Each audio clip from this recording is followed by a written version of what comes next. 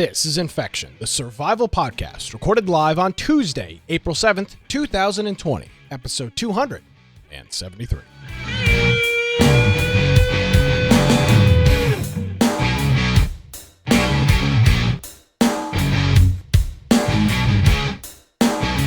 Hello, ladies and gentlemen, boys and girls. Welcome to another episode of Infection, the survival podcast. Infection is your source for the latest information on survival video games.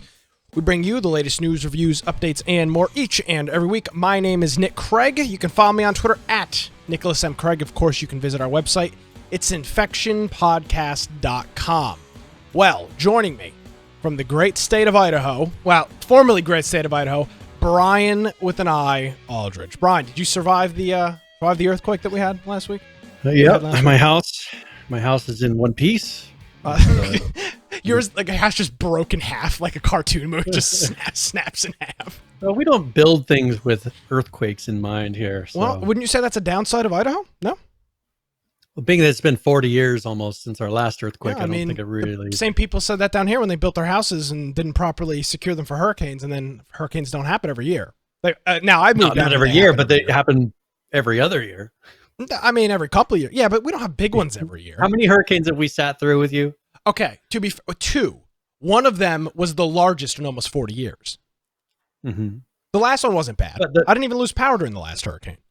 That's true. Yeah, it wasn't that bad. We literally did the show like that week. No. Well, here, everything seems to be okay. No repercussions. I haven't heard anybody having lost anything. No damage to any buildings anywhere. Just the earth shook and it's over. Now, I need to apologize. So, yes, you posted this video on Facebook after I clipped it. And I felt like a real jerk because I was laughing because it was almost unbelievable. Like, everybody was like, "Oh God, are you all right?" And I just was like, "Oh, I look like such an asshole sitting here laughing at you." But it was. I had people tell me that the favorite part of the video was your reaction to it. I was like, "What? How is this happening right now?" It was so funny. Like, I don't know. I felt bad, Brian. I'm sorry. I was just like, I had to laugh. How could I not laugh at the fact that you're having an earthquake during our podcast? How is that not a laughable offense? But I felt like a real jerk, so I'm sorry. No, it's all right. It's over, and I probably won't have another one for 40 years. So hopefully, I'll be alive for the next one. You will be doing the show. How old will you be? I'm sure it will be. You'll be. I would be like 80. Well, 40 years from now, I'll be 80. Oh my God. I'll be 60. So as I was saying, I don't know if we'll be doing the podcast too. H1Z1. Hoping at my nursing home, good Wi-Fi. Brian, pull out the book. Back in 2020, we made a prediction. Yeah. We made a prediction 25 years ago. All right. Well, I'm glad everything is all right. H1Z1 is making a comeback. Yes. Yeah, our grandkids will be playing. Finally, we could be the H1Z1 podcast again. Yeah, absolutely. We're coming back. Where can people buy you on the buy you find buy me? Well, maybe also buy me. Send me some money, I guess. Where can they do that? Well, if you want to find me at Boise Computer on Twitter, or if you want to go to my blog where there is a donate, I guess you don't really buy me though, but biteoftech.com. Also on our website, infectionpodcast.com. If you go on there, you'll notice on the right-hand side, we have join our server on Discord. There you can submit news throughout the week. Join us for games of the week or whatever games people are playing throughout the week. Also, people just kind of chat, hang out, a lot of fun things on there. If you want to get a notification before the live show, a lot of people are working from home, possibly be at their computers when before they weren't. So if you want to get notifications of when those are happening, join our Steam group. Little window will pop up if you have Steam open. We also have links to Twitch, YouTube, and Mixer, which are all of our podcast video forms of the podcast. So if you want to watch us live or watch a video after the fact, you can watch through one of those. And then we have our audio versions for whatever platform or device you want to watch us on or listen to us on. That's in the lower right-hand side. And you can listen to us either on a mobile device or even there's apps for your desktop, different things you can do. We have show notes now for 273 episodes of the show. So if there's any kind of a video we play or something we refer to that you want to be able to see what we were referring to, That'll be in the show notes by the time this is posted on the internet. If you want to support us financially, we're still counting on, hopefully, they're going to be a PAX this year. So if there is, we'll be using those funds to pay for the Airbnb and various costs that come up with PAX. So if you want to do that, you can support us through Amazon by going to amazon.infectionpodcast.com, or you can go to humble.infectionpodcast.com, or you can subscribe to us through the Twitch Prime subs. And those are really good because those add up quite a bit. I haven't looked at the total in a while, but those add up to where we are always able to pay for the Airbnb by the time PAX comes up. So that's very nice. Yes, absolutely. And we keep getting a bigger Airbnb. We keep bringing more people too. So yeah, I mean, yeah, and we're fortunate we're able to do that because of our great community here. I want to thank our friend Judd who hit us up with a resub just after we stopped doing the show. Last week, literally, I stopped the stream and I was like, all right, Brian, and it was like, so thank you, Judd, for the resubscription on that. And then our friend Unicorn Joe, listen to this, Brian, a tier 1, 26 months. Oh my. 26 months. He's one of our oldest subs. Yeah, I think that literally goes back. Him and Green Man and UGX, just looking at my list here, are the three that are all here 26 months. I think they've all been with us since day one. I don't think you guys understand the impact that has, especially with these events, hopefully coming up later this year, but it means a lot. So thank you. Thank you, Joe. Thank you, Judd, and everybody else that's part of our subscription program here on Twitch. We do appreciate it. Yes. All right. Well, we have got probably the most news we've had in probably 2 months, if I had to be honest, Brian. And there's a lot of it here. Let's start off with the hot new game that everybody's talking about today, and that is this new game called VALORANT, I believe is how it's pronounced, and it's made by the folks that make League of Legends. It's a Riot game, or it's Riot, the company that makes League of Legends, and it to me is kind of a competitor a little bit to CSGO. To me, it looked kind of like CSGO. It definitely resembles that. CSGO and Overwatch together is kind of what this looked like. I think it's in a closed beta right now. As of earlier today, there were like 1 million+ people watching it on Twitch. It seems to be super popular. Dr. Disrespect's got 30,000 viewers right now. It's got 1.4 million viewers as of right now on Twitch, and I don't want to stream anybody's content because we'll get a DMCA. But is it being like Overwatch linked to the characters? Or is there, because what would make you think Overwatch is there's a lot of variety in the characters, where with CS:GO, I mean, you've got a couple different guns, but there's no characters that are really a variety. So I believe so. I'm gonna be honest. I'm not the expert in it. I have just have not had time to watch a whole bunch of it today. The reason it looks like, to me, it kind of looks like Overwatch, and we're gonna show a little bit of Jericho's streamer. Hopefully, he doesn't do a takedown on this. Just so we can watch this for a minute. The reason it kind of strikes me as Overwatch, Brian, is there are these different armor abilities and healing pods, and there's some like orbs that you can throw across the map that do some damage. It's got some of those Overwatch-esque elements. But the weapon config and the way that the purchase menu and all that, the purchase menu and the way you buy your loadout is very CS:GO, and as a Twitch shooter, to the fact, I mean, you've got the typical CS:GO wall peeking things that are accustomed to those. This is not Call of Duty.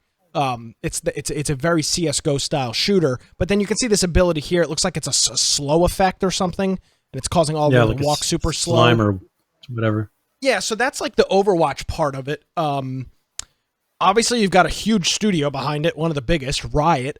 And I believe it's a 4v4 or a 5v5 play out. So that you can res people. I mean, it's got Overwatch elements, a lot of Overwatch elements, and obviously a lot of the CS:GO stuff as well. So it's the hot new thing. Everybody's streaming it and trying to get beta codes for it. Apparently, they're doing drops on Twitch for it, and bots are winning the drops and then flipping them online for hundreds of dollars for access to the closed beta. So somebody's making some serious change on this. But this is looking like maybe a new competitive esport potentially. It seems like it would be in the realm of that. Well, right now, I don't remember if you remember me talking about this. I mean, I've talked about it a couple times, but saying that the reason that a lot of the games that what pretty much started this podcast was the economy and the downturn in the economy and a lot of people being home, and it really allowed for a lot of these other games to become popular. And I think we're kind of in a weird little bubble of that again, to where if studios can get games out right now, a lot of the major studios, and we'll be talking about it a little bit later, are delaying some big titles. But if you can get a title out right now while everybody is home and sitting at their computer, like the old days back when, we started this podcast, a lot of people were home, didn't have jobs. And I think that it's probably going to make a few games that maybe wouldn't have become so popular. I think they're going to become more popular just because of the circumstances that are surrounding what's going on right now. Yeah, PH is bringing up Lawbreakers. It's got some of those similar, not necessarily the same elements, but it's in that same genre of game with CS:GO. Yeah, having a little bit more of a character class, behind the FPS. So it looks interesting. It's not, just based on watching the videos, it's not for me. I'm not into these one-shot kill shooters. I'm not good at them. I don't pretend to be good at them. They're not fun for me. But for the professional streamers and players, this, from what I've seen, it's been pretty incredible. You have people dropping like crazy kills on this game. So, I don't really have a whole lot to say about it. It came out today. It's in closed beta today. I guess you can win a key on Twitch. It's not really our genre of game, so I'm not going to lament too long on it. But new game out. If you can get a copy of it, take a look. I don't know if it's going to be. I have no idea about it. I don't know if it's free. I'm not sure what the deal is. So, yeah. All right. Well, I'm assuming they'll probably make it free, just knowing what they'll probably have some sort of skins. Yeah. And now we're being accused of being owned by the Chinese government, Brian. If you look at the breakdown in the chat, it's Chinese government owns Tencent, Tencent owns Riot, Riot owns Infection, or Epic Games owns Infection. So Tencent owns Epic Games owns Tencent, or Tencent owns Epic Games owns this. I don't know. Yeah, who knows? I mean, hey, what can I say? Hopefully they'll send us our checks soon. Yeah, no kidding. So yeah, there you go. New game. Check it out. It's on Twitch. All the cool kids are playing it. Don't really have anything else to say. Sorry. Well, I mean, that may not be your genre, but I do have PH was nice enough to post a trailer of a game that probably will be a hit. And that's the Harry Potter Witchcraft and Wizardry trailer. I don't know if you could play that really quick. I think I'll be quitting all of the games, and I think I found my game of choice. I know you'll join with me. Is this a real Harry Potter game, or is it like a rip-off? No, it's the. This is in Minecraft. Yeah, it's the Minecraft Harry Potter mod. Like it's an official. I know you like it. You can relive all the moments. I've never seen a Harry Potter. You're a wizard, Nick. I've never read a book or seen a movie.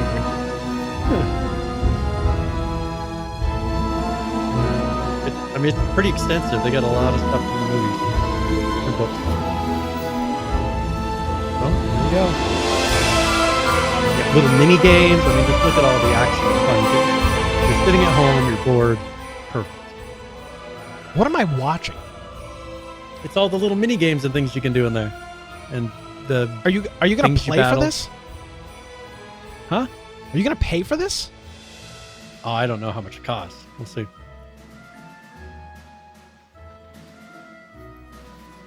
I'm assuming, I mean, I don't know if it's a free mod. I'll have to look and see how they do it. I've never paid for anything in Minecraft. It's the project you can download, so I think it's free. Why did we open the show with this? We're 14 minutes into the show. And it's what I'm looking forward to. Oh, my God. I know you like it. Well, thanks for that, Brian. I really appreciate that. Speaking of a game, by the way, the link for that will be in our show notes, infectionpodcast.com. Speaking of a game you actually do care a lot about, okay, The Last of Us 2, Brian, they've been hit with the Rona syndrome. And So there's a couple things here. Sony put on Twitter last week, along with Naughty Dog, that they are delaying indefinitely due to... I hate that word because it makes you think forever, but it doesn't. Yes. So they're delaying indefinitely due to COVID-19. Now, there's a lot of conflicting information here.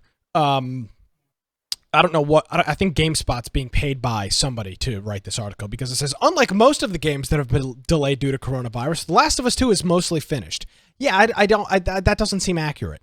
If you had a mostly finished video game... Especially when it's months and months away from being released. When was it supposed to come out? Was it like September or something? Yeah, September, around, right, August, September time. I'll look it up really quick. So I've got a couple thoughts here. At this point, maybe they just delay it indefinitely and wait for the PS5. That was supposed to be May 29th. Well, that's so the very end of May. Sense. Yeah. So, a month and a half from now.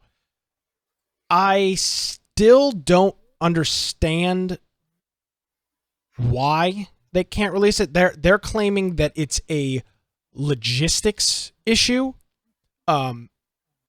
which would make sense for the stores that they'd sell the game at. Well, but also, what if their distribution for how they create all the products and things like that? Because I'd be surprised that they wouldn't try to bundle this with the new PlayStations and That's all exactly this stuff. What I'm saying. I'm wondering if a lot of the things that would allow them to market in all the places currently is just not available, so they want to wait till they could open it up to everything. I don't disagree with that, but they could have made this game available digitally for everybody and it would be fine. Oh yeah. But they're thinking of the most money. I mean, they'd be looking at it as a loss of if they didn't get the max amount of sales possible. True. What I think when they're probably creating box art and all these different things, they're probably sending someone to China, in the factory, wherever they're doing all this stuff and working through and creating all these things that they would be doing in the last couple of months prior. And they probably haven't been able to do that. And so it's probably just they're behind and they can't send someone over to actually complete everything. Yeah. I think this is a convenient excuse to wait till the PS5. Get a little more time. Yeah, to wait for the PS5. I mean, that seems like the smart decision at this point. You're going to release a game in essentially June of 2020, and you have a new console coming out at Christmas time.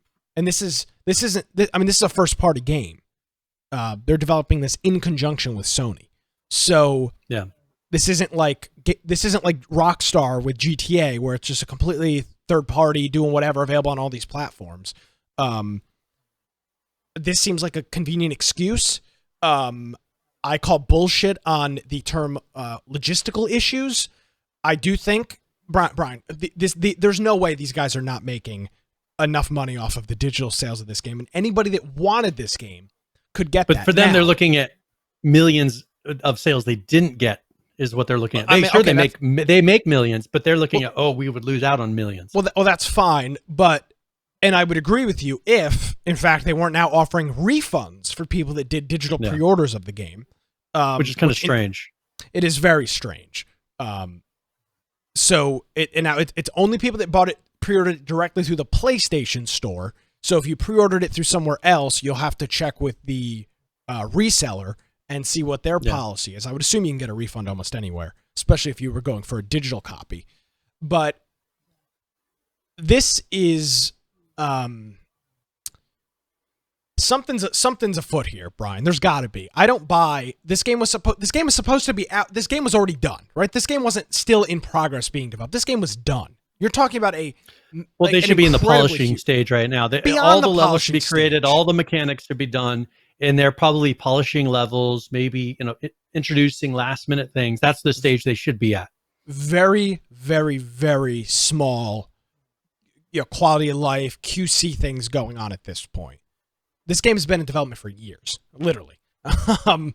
So I can't imagine they're not releasing the game due to the fact that people can't go stand in line at a GameStop. That can't be the only... I'm not saying it's not part of the reason. Don't misunderstand me. But it can't be the only reason. Yeah. And this term... And the fact that they did not release they did not announce a new release date, which they could have easily said, all right, this is going to come out in August. Right? I mean, there's a lot of things that have rescheduled to later this year. With the notion that coronavirus, at least in the United States, is wrapping up, which statistically it kind of is. I don't like this idea of no release date. I have a feeling they are going to completely skip the PlayStation 4 on this. Yeah, I mean, I'm not like heartbroken by that. If what they release is optimized for the PS5, make it to where it's using the latest gen, take the time now. If you're delaying it this amount of time, totally get it to where it's using as much of the PS5 hardware as possible to where it just is even better. I know it's kind of last minute to really make major changes, right? But what are they going to be doing between now and whenever they choose to release this? Well, that's kind of what I'm wondering. So I think there's got to be something. There's got to be something else here going on. I mean, it's just the only. They did release a bunch of screenshots. I don't know if you're interested in that at all. Yeah. Did you post them in there? I just put it in there right below. Okay, perfect. And they said that these were captured on a PS5 or PS4 Pro. Oh, hold on. I got to enter my age. Oh, no. Ooh. Okay. So what are we looking at here? So, I mean, these are just shots. And of course, these are, some of them are from film. There's a few that look like they're actual game shots. Shooting one of the... None of these are game shots. This is all rendered in engine. The camera in the game doesn't look like this. The camera's not 7 feet behind the character. Yeah, but like the one on the boat, do you think they would probably be similar to what you're doing? No, I don't think so at all. If you're sitting in the boat, that's not a camera angle that you sit at in any game. How would you drive the boat? I mean, that's what I'm saying. I'm not arguing that the screenshots aren't in engine, because they are, but none of these are showing. But most of these are all still image shots from this one might be movie clips. Well, it looks like it's still probably from a cutscene. Yeah. A rendered, a cutscene that's using the rendered graphics, not a recorded one. So it's hard. I mean, it's hard to say. But it's generally, I'm pretty sure it's going to look close to this. Yeah. Okay. I mean, this is not super impressive in terms of graphics. That's why I would rather have them take the time and optimize this for the PS5 so that it looks even better. Yeah. Now, to be fair, this is the PlayStation 4, which is coming up on an 8-year-old video game system. Since it's been out, you can look at 9 years since it was been, first, started the development, 10 years since it's been worked on in development. So I get that. But if you look at it, it seems like they don't have all of the, for instance, look at the one where they're on the horses that you were looking at just a minute ago. You can see on there, you can see rough edges. Yeah, you see rough edges. She's like anti-aliased beyond belief. That's what I was saying. I don't know that they've enabled anti-aliasing. Looks awful. To really, but you can see there's a hard edge around her head. Well, look even at the horsehair. But look at the horse's little strap thing. It's it's completely jagged. Yeah, you can tell that there's polish that they could put on there and start using. So I don't know. I think that this would be a game I'd rather play on the PS5. I'd rather not play it on the PS4. If they can make it look that much better. I mean, by the time this game comes out, the PS4 will literally have been out 8 years. And this is a game that you would play one time through generally. It's not one of the games that you play through the story and then you generally don't play it again. I'd rather play it through on the modern hardware that's going to make the best and the most out of the game. So I don't know. If they delay, I just would rather have them push it for the PS5. Oh, that will be a storm of epic proportions if this game was supposed to come out. Now, what they might do is they might do a co-op release for it when it comes out. Like, hey, it's going to be on the PS5 and PS4 on launch kind of thing. Which they might do just because I believe the backlash of them not releasing this on the PlayStation 4 would be pretty massive. This is not a new game that's coming out. This is a game that has been announced for years on the PlayStation 4. And for them to do a total 180 and say, oh, now we're actually going to release it on PS5 would be a bad move. Green Man is mentioning that last time they did this, they double dipped. I don't mind the double dipping, but what I do mind is if you're going to release a game in August and then you've got a new console coming out in November, that I have an issue with. Yeah. mean, you're talking like 3 months, max 3-4 months tops between new game, first party release, and new system. That rubs me the wrong way. May is one. Do you think so? Personally, I would be more along the line of thinking the reason for the delay is they don't know what the market is going to be like in 2 months. Then bring it out in September or August. But what I'm saying is, I think that because there's so many variables that you can always move it again. Moment, I know, but what I'm saying is that for them right now, they're saying we're delaying it early. They're saying it early so that people don't. It's not that early. Kind of. But they're saying it now. I mean, they're saying it now right after the epidemic. Yeah, true. It hasn't been going on that long. No, you're right. You're absolutely right. And they're already saying, "Oh, we're delaying." I just think that they're probably looking at, we don't know what the market's going to be like. We don't know if there's going to be a huge crash in the economy and then we're going to have to like be a little bit different in how we market this. I just think that there's probably more of that of we don't know where people are going to be, where before, prior to this, people were in a buying mood. That month sounded great. The economy is the best it's ever been. All these things are in a row. Yeah, that's and then interesting. Bam, Ron. 1 month later. Yeah, I mean, we kind of talked about that with Doom a couple weeks ago. You know, new $60 title coming out. You've got, at least in the United States, more than 10 million people that have filed for unemployment in 2 weeks. Yep. Okay, I would be more on board with that than it's not because the box art. They're blaming it on logistics, but I think it's more of a strategic. How do we not lose millions of dollars in the sale of this because people are unwilling at this moment because they don't have jobs. All this crazy stuff is happening right now. If they could release it this minute, people still have money. They don't know in 2 months if people are going to have money to spend. No, you're absolutely right. No, so that's interesting. I have a feeling this will not be the first nor the last. Well, this isn't the first. I know this won't be the last game that decides to do something like this. Cyberpunk supposed to be out some point this year. Who knows what that? I mean, these guys are. We're kind of remember when we talked about before, people were very concerned about what they purchased. I mean, we had this discussion. There was money is tight. There's so many games coming out. I have to pick and choose what games I buy. Yes. Then the economy started roaring. People were just buying whatever came out. So studios were pumping out game after game after game. And now I think we're going 24/7. Pumping it out 24/7. Yeah. And now I think they're going back to that old mentality that we talked about, where it's like, all right, I've got a budget for a game now, where before I didn't. There was no budget. Now I'm going to have a budget again. Which game am I choosing to buy? We're going back to that, to where you can't be releasing Cyberpunk, The Last of Us 2. You know, when you name the other major titles that are going to be coming out towards, as you approach closer and closer to Christmas, it's got to be to where they strategically are spacing them out too, so we actually will buy them. I'll tell you what the real issue is here, Brian. Microsoft and Sony must be sweating bullets right now about their new systems. Because if the economy is totally tank, who's going to spend 700, 600, whatever it ends up being, bucks on a console when you don't have a job? Yeah.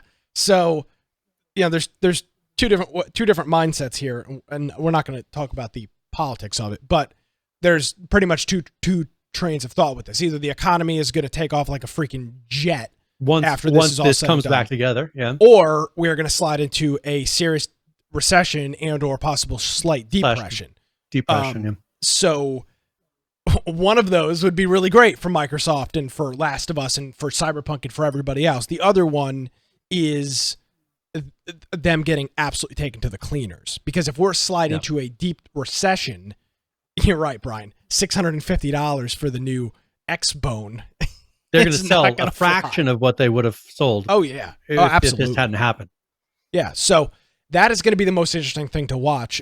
Speaking of new generation consoles, though, Brian, we talked 2 weeks ago about the PlayStation released their specs kind of out of the blue. The specs were worse than the Xboxes, but obviously they released them anyway. But today, we got a picture of the new DualShock for the PlayStation 5. They are kind of inverting their color scheme, going with a mostly white body, a white, what's that touchpad thing in the middle called? Touchpad or feedback pad thing. And then the two analog sticks, as well as the inside comb of it, are black, as well as the triggers on the back. Now, what are your thoughts on this controller here, Brian? it seems like it resembles the Xbox controller more than it used to, definitely more than it did before. Like they've rounded out the edges, they've changed the shape to be closer to an Xbox controller. Green Man's asking, why is it white? I would say this is an example that because they're going to market all kinds of different colors and everything else, that'll be where the variation probably comes a lot, is in those outer tabs or pads that are there. Yeah, I don't like the white either. We talked about this in Discord. I have an Xbox. They'll have multiple. They'll have all kinds of colors you can pick. Well, they will, but the base one that it sells with is the big one. Do you think that the Xbox itself is going to be white? Well, this is the PlayStation. I mean, PS4, I mean, PS5. Do you think it's going to be white? I hope not. Because I'll tell you what, Brian, this is the problem with white. I've got an Xbox 360. I've had the Xbox 360 since before 2010. I don't know what year I had. Yeah. I've had it since. I've had it for a while. And the controllers that I have for it are dirty. I mean, these controllers have, eating and playing video games. They've moved across states. They've been in boxes. They've been in travel bags, going to friends' house. They've been kicked around. They've been in back car seats. They've been all over the place. I mean, I don't like the idea of a white controller at all. I think it's a terrible idea. It's going to show all the scuff marks. I mean, I've got an Xbox, and you were talking about the difference between the Xbox and the PlayStation controller. I've got both of them, right here, and I would agree it's got a little bit more of the Xbox rounded look on it than the the DualShock right now with the really defined hand rests that are on it. But man, I'll tell you, I don't like the idea of a white controller at all, Brian. Yeah, and that's the thing is, like on my PS4 controllers, they get so much use that you can see that there's areas of it that are more shiny, because they've worn away. It's worn away kind of that rough texture that it comes with. Now, imagine that on this, what you would see around that area, on something that's white, you would kind of see I don't know, it's kind of gross, but like a yellowing or a dirt effect around that. I mean, that's just how it naturally happens. But you never noticed it on the black controllers. So I have not used this Xbox. I have not used this Xbox controller. Probably, I don't think I've used this since I've moved. I've been here almost 4 years, or almost 3 years. It just gets dirty. I mean, and it's got dust all over it. PS4 controller is the same, but you just don't notice it. Exactly. I can see the dust on it because I don't play either of them. But like for example, I'll give you the greatest example of it. The start and back buttons are full of grime. Now, a simple Q-tip with a little bit of rubbing alcohol, this thing would look spick and span brand new. But I've got two Xbox 360 controllers, and both of them have the same. Like, they're not turning yellow yet. They're not old enough, but they've got the same gunk all over it. Like, you can see it everywhere. Even on, like, the back, around all the labels, where all the indents are, where the battery... Oh, no, the battery's all corroded on this. Damn it. Oh, damn it. That's what happens when you use your controller for 8 years. So... Yeah, I don't think that's a good idea. I don't like the white controller at all. I think that's a stupid decision. Pixelated's bringing up, anti-Cheetos propaganda. Imagine people like your average gamer eating Cheetos, playing this game, and now it's covered in orange. Oh, so those controllers, Brian, lived through that. Those controllers lived through the Halo Reach launch, Modern Warfare 2, Black Ops 2. Halo, Gears of War. It lived through all that. It lived through the midnight gaming sessions. It lived through all of it. It lived through the Tostino's pizza rolls and the chocolate milk. It lived through all of it, Brian. And it's got the battle scars to show it. And I just don't like the white. The white doesn't stay clean. Yeah. I think it's a stupid idea. They should have made the controllers. Yeah, it was. I mean, it's kind of strange. Who knows what they're thinking behind it? But this Xbox controller from 2013. It looks like it's brand new. Yeah. Now, to be fair, I didn't play it anywhere near as much as the Xbox 360, but the black just doesn't... you can see, if you inspect it closely, you can see the grime and the gunk in it, but it just doesn't show up, which maybe is actually worse. It means you don't clean your controllers as much. But I mean, that would be the upside of this, is you actually notice, hey, and in this kind of a time, be like, hey, when it turns yellow, clean it. Maybe that's their new... I don't think I've ever used this PlayStation controller that I have here. I've gone through a number of PlayStation controllers because the buttons wear out, and then I don't think I've ever used this controller correctly. I've only played my PlayStation maybe 3 or 4 times. Yeah. How much have you been playing your Switch? All the time. Right. You take it out of the box yet? Yeah, absolutely. I've been playing Zelda and the new Pokemans. Is Zelda called Zelda the Wild, right? Is it awesome? Breath of the Wild is it awesome? That's what I keep hearing. Yeah, it is Breath awesome. of the Wild, yeah. Yeah, it is awesome. I don't necessarily know if I'd recommend this. I'm not going to recommend the Switch just because I can't really. Sorry, I'm on Twitter on Sony's tweet. I'll come back to that. I'm on Sony's Twitter right now, looking at this picture. United States trending right now is Xbox controller. Trending with PS5 controllers, hashtag PS5, PS4 controller. What does that mean? Well, I would say the beginning part. What was it about the Xbox? It says look at this. It says trending Xbox controller. Trending with PS5 controller, hashtag PS5, PS4 controller. Probably because so many people are saying it looks like the Xbox controller, I bet you. Wouldn't it say PlayStation PS5 controller is trending? What is Twitter doing? I don't know. They probably read the comments like, so many people are saying Xbox controller that we're going to categorize it. Huh. Yeah, it's PS5 controller looks exactly like an Xbox controller. Switch Pro controller. There's actually a lot of funny memes in here. So like pictures like this. Yeah, you merge them together and there you go. Yeah. It's like the bottom part of it is the old PS4 controller and the top part of it's the Xbox. Yeah. So there you go. New controller. Breaking news. Well, hopefully we'll be able to play those new controllers on The Last of Us 2. But you can play it all you want. I'm not playing it. So there's been a lot of kind of cloud gaming news here this past week. We did mention Tencent and that they were getting into the cloud streaming. Yep. And they have sued a company for putting its games on rival cloud services without permission. So, for instance, League of Legends, Crossfire, Dungeon and Fighter Online, those are all games that are under the Tencent umbrella, right? So if anyone else streams those games, Tencent, because they are putting out a streaming service, sues them.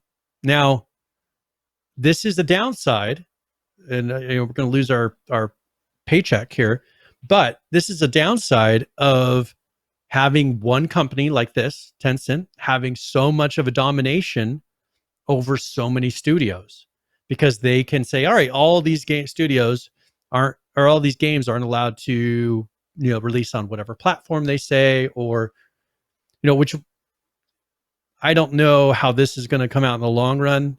This is a lot of China. I don't know if this is going to be something that's kind of has a little bit of pushback on, but I guess in China it would make sense. But being that they don't offer streaming service here, I don't like the idea that they are blocking streaming services in the United States from doing those games.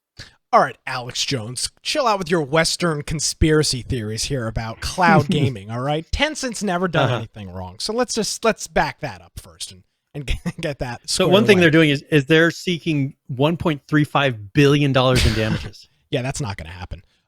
What I was going to say was the exact same thing I said a couple weeks ago with the NVIDIA Shield. If these games, like League of Legends, whatever, have an end-user license agreement that does not allow any of these other streaming services to stream their games, then so sad, too bad. Yeah, I don't agree with it. I mean, they have every right to do this. Yeah, they do. Yeah, they have every right to do this.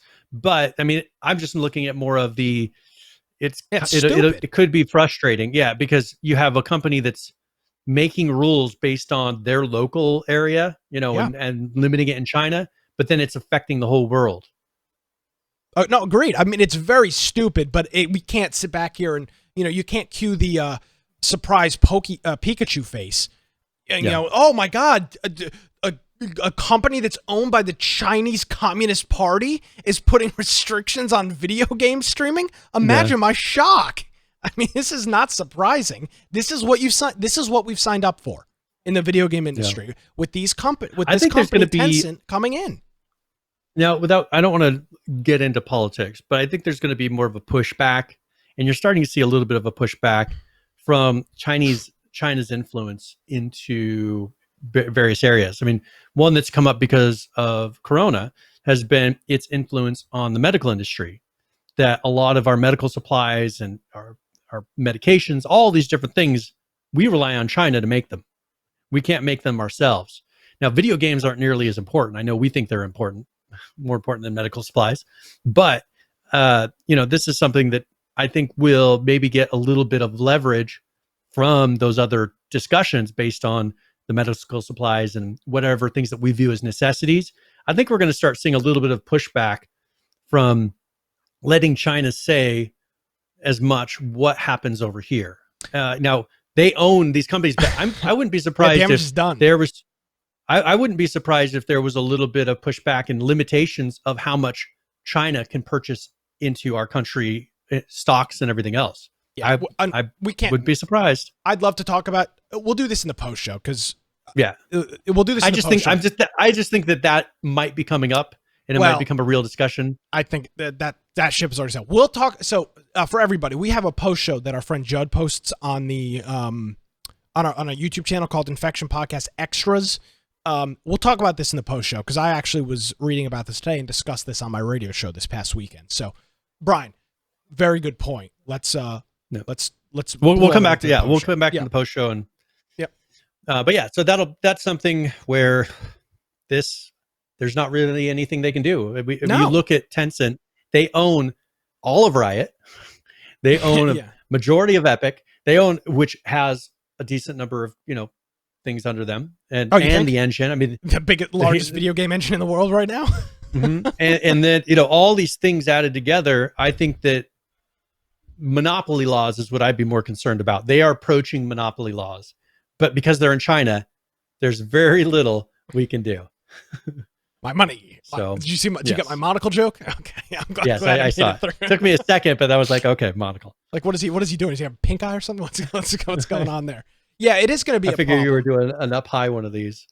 No, it is going to be a problem, but unfortunately, the damage is already done. These companies are already. PH just says, I warned all of you. Yes, yeah. PH. Well, the warning has been in the country for 40 years, but we'll talk about that in a later portion of the program. So, yeah, this is what happens when you sell at your company. And by the way, this is also what happens when you agree to an end user license agreement, like all of the users have. This is what you've agreed to. These are the terms. I know you don't like it. I know it sucks. I know it's not fair, but you've still agreed to the terms, like it or not. And when you're dealing with somewhere like China, here in the United States, you can start a campaign. You can do a hashtag campaign.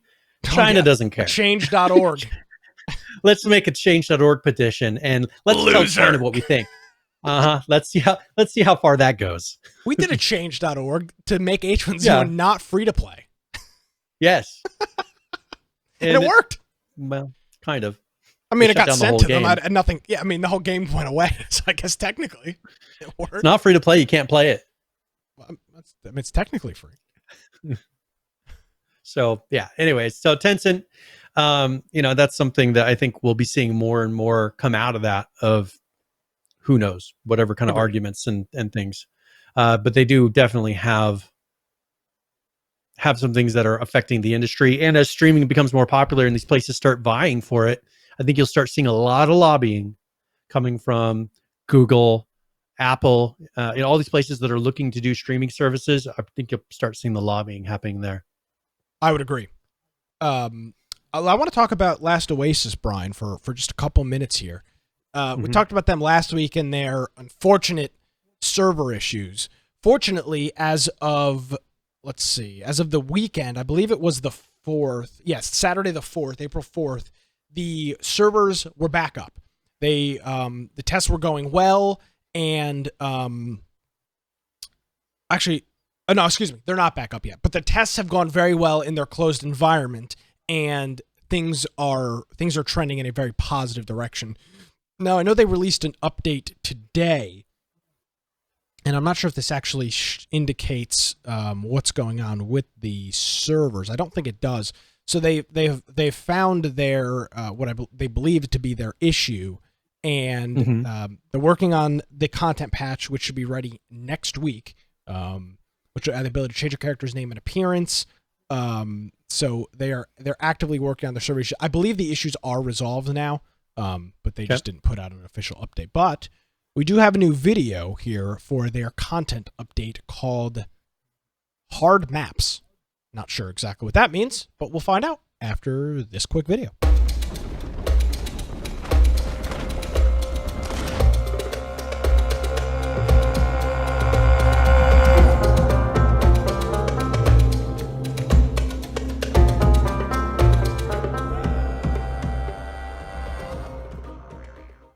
So there you go. There's there's your video. I'm not exactly sure what we were supposed to take away from that. But yeah, that's their new update. It does appear that the servers are back up. I lied. The servers looks like they're up as of April 4th. So that's good. So it looks like players are back in. They said 30,000 requests. This was on April 4th. That 30,000+ requests were being made a minute. So that's a good sign. So I'm assuming now when they say hard maps, are these difficulty levels? I'm assuming. No idea. Okay, so it is. It's hard difficulty Oasises. Gotcha. Okay. So it will be of interest to anyone who wants to unlock technology of higher tiers, more walkers, better gear, more efficient harvesting tools, and access to territory claiming.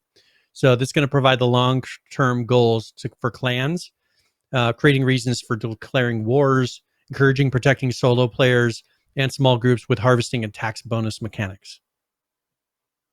So that's what they're aiming for with this and this is going to be kind of the grind, the time sinks are these maps where you're trying to get some sort of a bonus from it. And they talk about protecting solo players because you're going to be making tax on them. So you want to somehow make them safe so they continue doing things on your land and making you money or whatever resources you may get. And they made some other changes in this as well, including the usability of the world map. They made that the kill feed now only shows clan kills, not kill feed for the entire server, as well as some other general fixes, including a streamer name autonomization, so we can get rid of that, and so the stream sniping isn't as prominent. The ability to flip enemy walkers, which are the machines you build and whatnot, some height adjustment things, and some hints and whatnot not displaying. They're working on a large content patch that's going to include a bunch of gameplay improvements and even a new type of walker. And they'll be working on that and hopefully have that out soon. They've also got a contest running, Brian, called Screenshot Saturday that will start this Saturday, which will be the 11th. And every Saturday they will select one or more of the best screenshots provided by the community and post them on the main Twitter account. So if you have a cool screenshot for this game, they want you to upload it to Imgur and on Twitter tag it with hashtag Screenshot Saturday, hashtag Last Oasis, and at Oasis Nomad. And I put a link to that Imager page where you can see them. Cool. So yeah, that's what they want to do. Very good. Is there anything else you want to talk about with that? No, I mean, actually, what I do want to do real quick is go look at their current player numbers. I know the reviews are still about mixed. Yeah. I think it was like 52%, something like that. But let's look at their player numbers here real quick. Wow, there's a lot of people playing this game. Damn, there's 22,000 people playing right now. There you go. And that's the thing is if they can correct it early enough, whatever hiccups they had, they can recover from that. I mean, if they can't do it in the first week, 2 weeks of launch, but it sounds like they've got it to where I'm sure that the player numbers will recover. But it's when you have lingering ongoing problems. I mean, how long did we have problems with PUBG, H1Z1, all these? We had months of just issues, the same issues dealing with sometimes. So if they can turn that around and get it to where you feel like you have a generally bug-free gameplay, even if it doesn't have all of the features right away, people will kind of overlook that first week. Yeah, and it looks like they hit their all-time peak on Sunday with 33,000 players. So, honestly, I thought it was going to be completely DOA, and it still might be, but there's 22,000 people playing right now. It's pretty good compared, it's good. you know, And whether or not it keeps those numbers, that's going to be another question. Absolutely. But hey, they have appeared to have, at least in the short term, overcome the crazy server issues that they had originally. So good on them. And Judd wants to know where our masks are. Don't worry, I have it close at hand. Oh, good for you. In case something happens and I have to run outside. Yeah, there you go. All right. So yeah, that's Last Oasis, available on Steam now. You can go check it out. Very good. All right. Well, let's go ahead and now let's see. Let's talk a little bit about ROE, because they just had a small bug fix update. Okay. And I don't know how many people have been really playing it lately, but they just had a fix on the map that is the planted Vera related lore on Europa Island. Can you be the first to find out Vera's secret? So they put in some lore on the map, and then 2 bug fixes, one with video RAM and another one where you would have stutters when a player respawned in the TDM mode. So those are the 2 fixes for that. That was on April 2nd. Wow. Thank you. Now Rust had a bigger update here. Actually, this is a pretty big update. And this one, they have a video. Do you want to play the video first? And what are we going to be looking at? This is showing some of the new farming updates. Oh, neat. All right, let's take a look at this.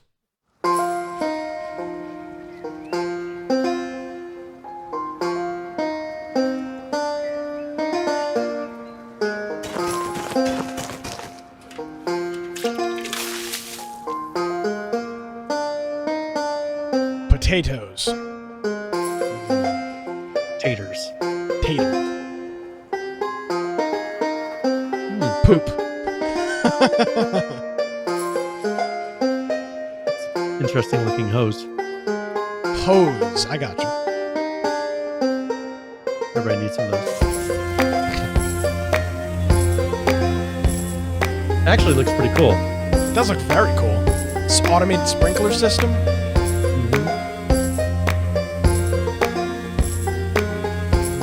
Hold on, I gotta stop right there. Hold on. I'm an expert in this. They called it a fluid splitter. That's called a manifold.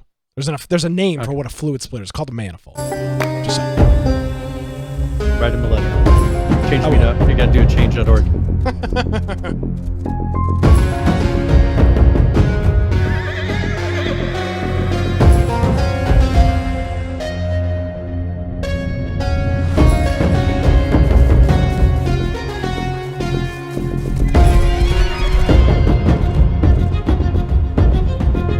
British are coming. The British are coming. Yeah.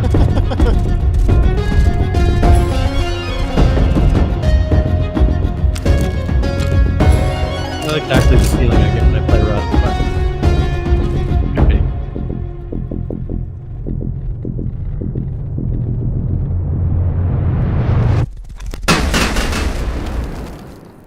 Jesus.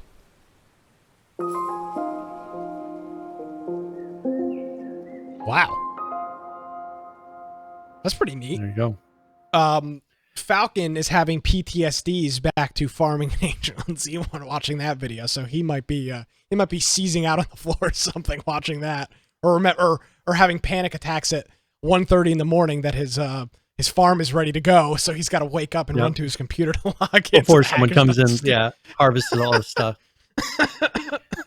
So one thing that they're doing with this is you actually have to do some things to get it to give the full potential for yield.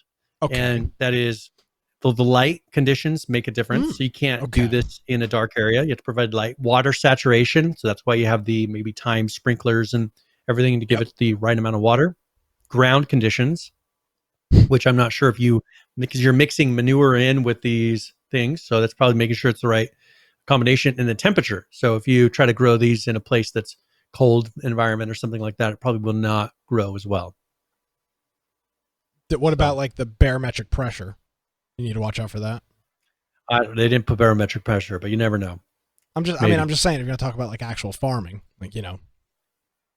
One thing that they do is, it's interesting. They have like a genetics for these plants. So you make clones. Yeah. And you can actually, I think, affect the genetics.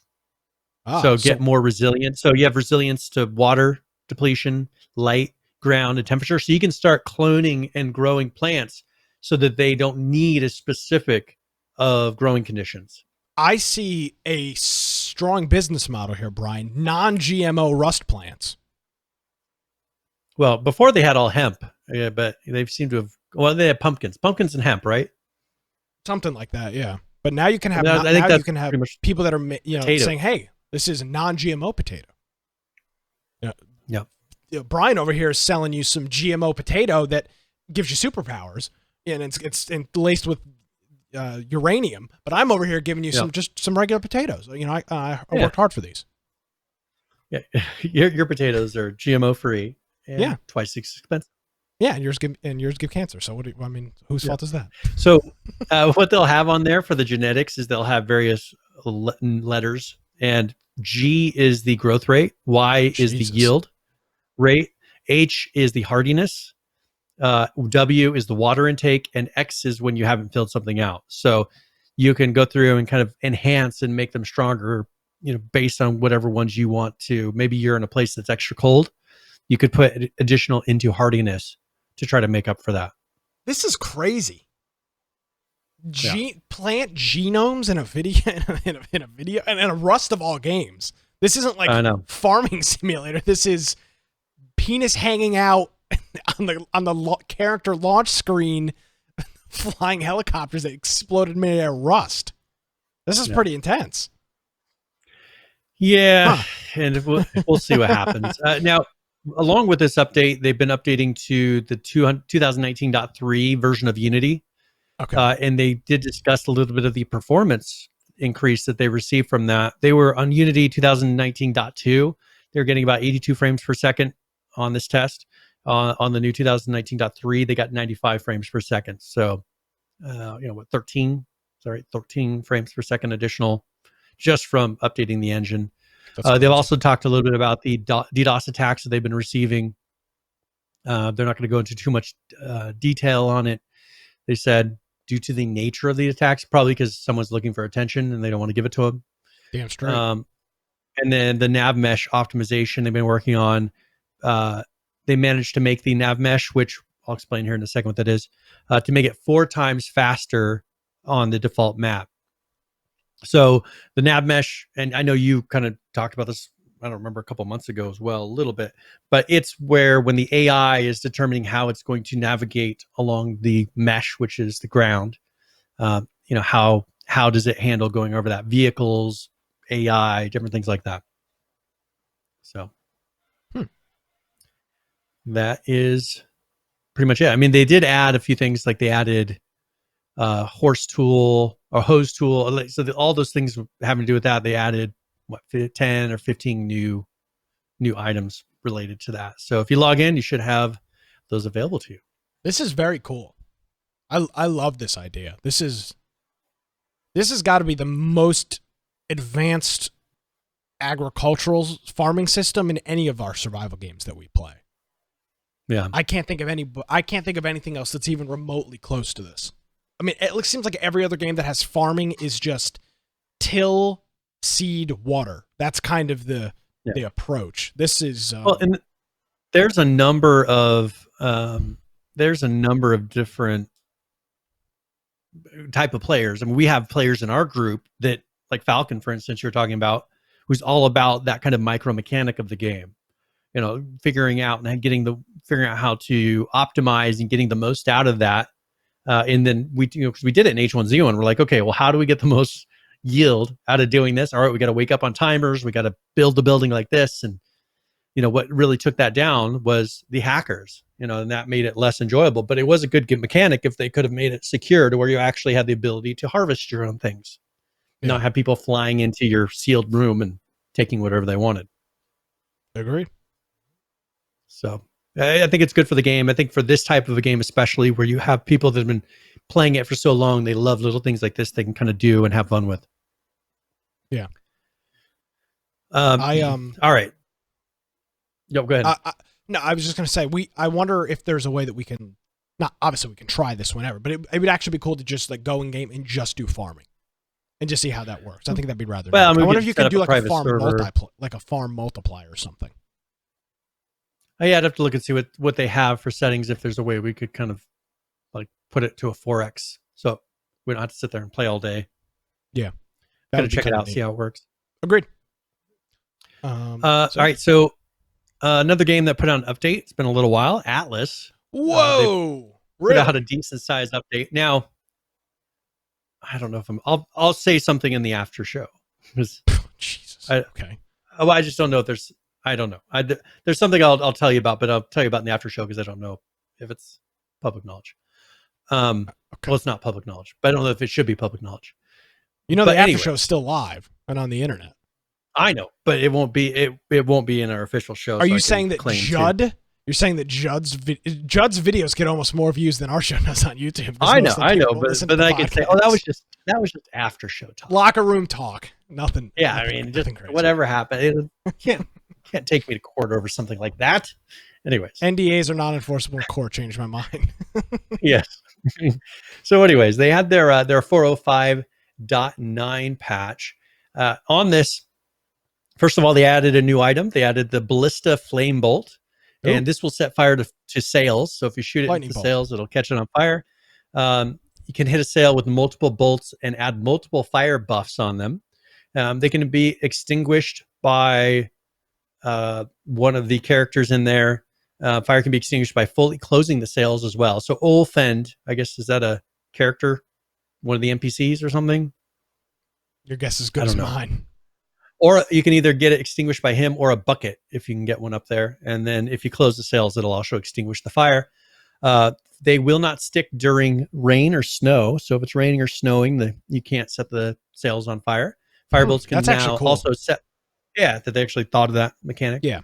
Firebolts also set fire on other structures, creatures, and the ground, and will damage the mast if it hits there instead of the sail. Now, this is what really took out our ship when we pretty much said, if we're done with this game, is when somebody flew from an island that you could barely see. They somehow flew all the way over and dropped a bomb from above and killed everybody in one shot. Wiped our whole ship and then sunk it. That was, thank you very much, Atlas. That was a great thing, but that sucked. So that's what kind of got us. So hopefully they've got that to where it's a little bit more consistent and doesn't wipe one ship with one firebomb. They decreased the oil jar weight, they increased the torch damage, and they increased the flame arrow damage. They did some quality of life changes, added ship heading indicator on the map when on the captain's wheel. They improved the skill tree search UI when using a gamepad. Skill tree, when searching for craftables, you now see all results, even if you have not unlocked those things yet. So you can go and see things that you're working on. Olfend added water capacity numbers over droplet icons for an extended HUD info so that the rider can see the water quantity that he has. And then added item descriptions with helpful gameplay relevant info. So the first batch includes 80 items, more to come in the future patches. They've been adding extra descriptions, and then they did a list of bug fixes. What is not on here is they still have not fixed Linux servers. So we will not be hosting this anytime soon. Well, anytime now. And the whole crowd boos. Yes. I mean, it'd be fun to go in there and kind of play around with it and see some of these changes, but I'm not going to go play it on an official server. And I'm not making some sort of a Windows server to do this on. Yeah. So I don't blame you. We'll see. Hopefully they'll get it soon because I would love to go. I mean, they've changed so many things since we've gone in as a group and played. It'd be nice to have our own little play environment to go in there and see what building things, see how the ships do now, and just kind of play around with it, see if they've done. So hopefully they get that fixed soon, and then we can try it out. Yeah, absolutely. All right. Let's see. Do you have a preference? Arc has a number of updates. Do you want to go through that? Let's do Arc real quick. What do they got? All right, so 309.42, this was done on the 30th. Now, that was right before last week's show, but they hadn't put out the notes yet for it. Gotcha. They fixed a server crash. They fixed multiple cases where the Bloodstalker couldn't swing around Extinction, and then fixed some configuration issues with the dynamic rates ini on non-standard official servers. So, and I'm wondering if this, because we were running into some issues with the ini files not accepting things. I wonder if that's kind of the issues we were running into. Then there's 309.44, and this was just one thing. On April 1st, they fixed a turret exploit with the Space Whale. And then 309.53, this is a little bit bigger one. This was on April 3rd. They completed a full pass on loot crates to improve loot variation and quality. So they went through all the different drops and things that you can get and made it so that there's better items or things that they feel are more relevant. They fixed 100 plus holes, terrain, and level design issues across various maps. Magmasar no longer takes damage from the lava on the center. They fixed a mounting exploit with the Magmasar. They fixed issues with dedicated storage, locking behavior on PvE. They fixed bugs that were allowing people to build in boss arenas, made several collision improvements for meshes on Aberration. They added a debuff to reduce damage to tames, players, and structures for a short duration of time after releasing from Cryo.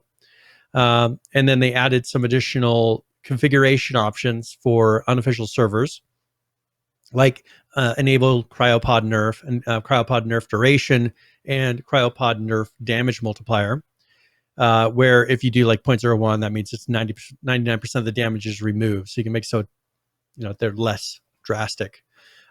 The parasaurs no longer detect bodies that are not visible or rendered. And then a couple of different fixes that they did. So one thing they did change is now Itchies can no longer steal cryopods, because I guess that would be pretty disheartening if you have some really rare, hard to get tame, and then an Itchy comes along and just takes it and runs off with it. You'd be pissed. You think so? I can imagine Nick right now screaming, "No!" and a few choice words. Yeah, a word or two. And uninstalling the game. Yeah. Yeah, and burning the server to the ground. So that is, that gets us to 309.53, which is current. Cool. Some cool stuff working there. Let's talk about 7 days real quick. Damn it, this graphic keeps upsetting me. 7 days to die. They've got a couple more screenshots. Now, Brian, we've transitioned our term here from, this is going to be coming out.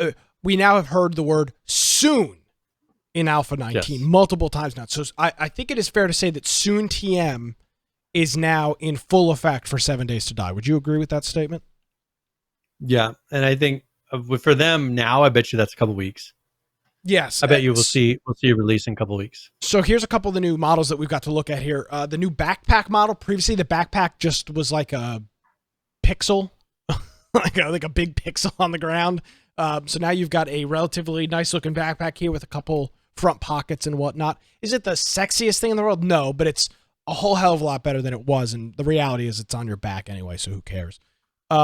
The next thing we've got here is the HD animation or not the HD animation, it's the HD look at the Marlene zombie, which is one of the female stalker zombies in the game. You can see what she looks like now. Like, she's got lacerations all over her arm and on the middle of her back. So that she looks pretty gross. And she's got an eyeball popping out. Hanging out. Yeah, her right eye is hanging out. So she looks pretty nasty. But looks like a really cool model. And then finally here, just another screenshot of another one of the zombies. You can see her neck appears to be completely shredded. Her neck appears to be exposed. And yeah, this game looks great. These pictures, I mean, I don't know what kind of work they're doing on these pictures. Obviously, they're retouching them some way or another. That's just the way that when you publish pictures like this, you're Unity, right? It is Unity, but nevertheless, I'm just wondering if they have some sort of a tool in there to kind of do a still and maybe render it a little bit prettier, but it probably is still a live action shot that maybe are able to capture a high HD shot out of. I'm sure they're just taking it into Photoshop and retouching it. There's plenty of programs that you can use, or plenty of add-ins to Photoshop that you can do photo retouching with, and I mean, even simple things like making the blacks blacker and making the whites not as white can really make an image pop. So it's not that super hard to do. So I'm not necessarily saying this is indicative of what the final game is going to look like. But if you look back to even Alpha 14, Brian, this isn't even the same game since Alpha 14. You've visually, because they went through and did the trees. Oh yeah, that was a big visual improvement. They're doing all the models. They've done all the icons and that type of art in the game. They upgraded to higher quality, and now they're going through all the characters. I mean, there's still some areas that they could improve the graphics on it, But the problem is this is still a block style game. It's not like Minecraft to that level, but it does it still in that kind of a chunks. As you start to deplete an area by digging soil or something like that, it does it in sections. Isn't that called voxel? It's voxel, yes. Yeah. But when you place a piece, they are in blocks. So Yes. like building pieces and all that. So there's still it's going to be blocky to a point, but they're improving it as much as they can under that system. It's got one of the coolest building systems in any game. It's got a really, really cool building system. Yeah, you can pretty much build onto anything. Yeah, it's super fun. And unlike some other games, you actually have to support your structures, and if you've got it like a support post for a bridge and the zombies destroy the support post, the bridge will collapse. It's got some super cool mechanics. It's an awesome game. The last time we played it was February 3rd. Of this previous year? This year? Yeah, it's been about a month. So we'll do once they come out with, I mean, they've got a lot of cool stuff in this release. We'll have to decide when we want to kind of play that again and spin up a server and just kind of play it till end game. When Alpha 19 comes out. All right, I'm down for that. We can do it. Let's do it. Game of the week. Coming to you soon, TM. And I'm going to have to give me a little bit of a heads up before so I actually get a server. I know. I'm sorry. Brian, it was my birthday. I wanted to play 7 Days to Die, and you failed me. How about that? I know. That was just ridiculous. I tried starting it up just as it was. How we ran it last time. Nope. Tried tweaking it, checking everything. Nope. I was like, all right. I was at work. I couldn't do it. F in the chat. Yep. So now this time I'll have a little bit of time to prep and we can get one up and running. Yeah, you could just take the day off. No, I mean that'd be the perfect solution. I got a sysadmin project. Sorry, I got to get a 7 Days to Die server going all day. Yeah. So we'll keep an eye out for that. They've been releasing. I think they released a screenshot 2 weeks ago, 2 screenshots last week. We've got 3 more this week. They've got to be full steam ahead towards an update very, very soon. Within the next couple weeks, I agree. Perfect time to release one too. Everybody's home. All the kids, college kids, are home, or at least not at school. Great time to release an update, especially for this game. Yep. So hopefully, we'll see. Hopefully they release it here soon, and we can get a server up and going. And we always, every time. I mean, isn't it on sale right now? I have to look. I'll take a look. But if it is on sale, I would definitely grab it. Whoever doesn't own it, get a copy of it because it is a game. It's $25 right now, and so I don't know. That's not on sale, so you may want to wait. If you happen to see it. But they did do in March. They did a 66% off sale. So maybe kind of watch that, put it on your watch list when it comes on sale. I would definitely grab it because this is a game that when we play it, we have an excellent time. Always. I want to thank our friend Battery Included for hitting us up with the 1,000 cheers bits. Or cheer 1,000. I don't know what that means. Yeah. Well, I think it's a cheer 1,000 bits, but I'm not sure. Yeah, it's 1,000. It's 1,000 bits. Okay. Okay. Yes. Well, thank you. Do I need to go spin a wheel now or shake my ass or something on camera? Is that what you have to do? Yeah, you have to walk to the door and bend over and pick up that little speck of dust that's over there. Oh, my Xbox 360 controls all the way across the room. Oh, I dropped it over there. I mean, that's the magic that seems to work for everyone else, but I don't know for us. Thank you, Battery Included. Appreciate it very much. This will probably be the last show on Twitch. So they're like, you figured out our business model. Bye. That's 7 days. Yeah, either be incredibly good at a video game or something else. That's 7 Days to Die. Cool stuff. Looking forward to that. Apex Legends. I actually watched somebody play Apex Legends on Twitch this week. I don't know exactly how I stumbled upon their channel, but I watched Apex Legends for a little bit. Brought me back to some of the old times. And my nephew plays it every day, so I see him playing it all the time. He loves it. That's like one of the only games he plays. Interesting. Yeah. But they did it. They call this the Season 4, the Old Ways event.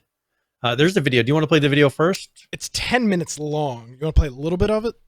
Let's play a bit of it and then see. See where it goes. All right, let's take a look at this. This is the old days from Apex.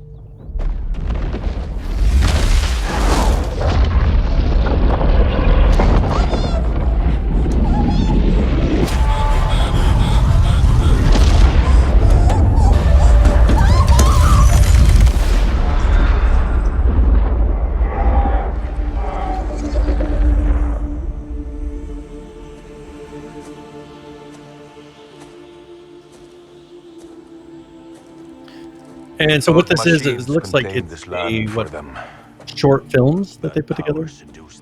Yeah, we'll watch a minute or two of it. Yep.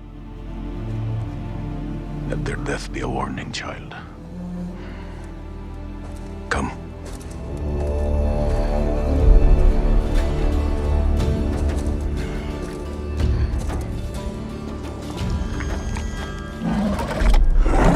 That will be your final test. Trust your instincts, young one. All machine fail. But the old ways preserve our Falai people. Uncle Arthur. Seems a lot like God of War.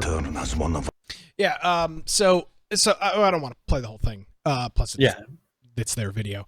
So starting today, actually, they are now re-adding duos to the game alongside trios and a permanent map rotation. So you'll now be able to play duos, trios on King's Canyon and World's Edge. So they've added that back to the game. Duos has been on and off, I think, a couple times, and now it's finally back. They turned off for a while. Yeah. Now it says, now what about solos? We introduced solos as a limited time mode last year. We saw it actually negatively impacted the game, especially when it came to new player retention. So we purposely designed Legends. And I think we've said this from the beginning. This is a team-based game. One of the biggest parts of this is the revive system. And this is one of the first, this was the first game really to have this clan or group revive system. And not just a you fell down, pick me up type of thing, but if they actually died, you had a method to actually revive them and bring them back into the game. And that is a huge mechanic of the game, and that obviously in solos completely goes away. Now, Call of Duty has kind of circumvented that with the Gulag system. So you can't, even in a solo match, you can still win your one-on-one in the Gulags and come back. But in Apex, the solo is once you're dead, you're dead. So, and I would imagine that for new players, that retention would suck because you're going to get your ass handed to you time and time again and instantly be dead. So they don't intend on bringing that back right now. They will, they said that they'll likely do it again as a limited time, but for now they said grab a friend or two and jump into the arena with either duo or trios. Yep. So with this update here, they've added a couple new things. They've adjusted the G7 Scout, as well as the L-Star. They've reduced the sniper ammo and the way that the pickups for that work. They've changed some of the silence effects, so that's changed a little bit. They've adjusted Lifeline, Wraith, and then the Evo armor, as well as just a whole bunch of bug fixes and quality of life fixes. Pretty big update. Yep. And one of the other things here is that they've added the Bloodhound Trail, which is a new part of which is that little dragon looking thing that you saw in the video. Yeah. So you hunt it down and you can get special rewards for that. Cool. Yeah, and this will be interesting to see. This game, first of all, you mentioned when they released this game, there were a number of features that we just hadn't seen in BRs.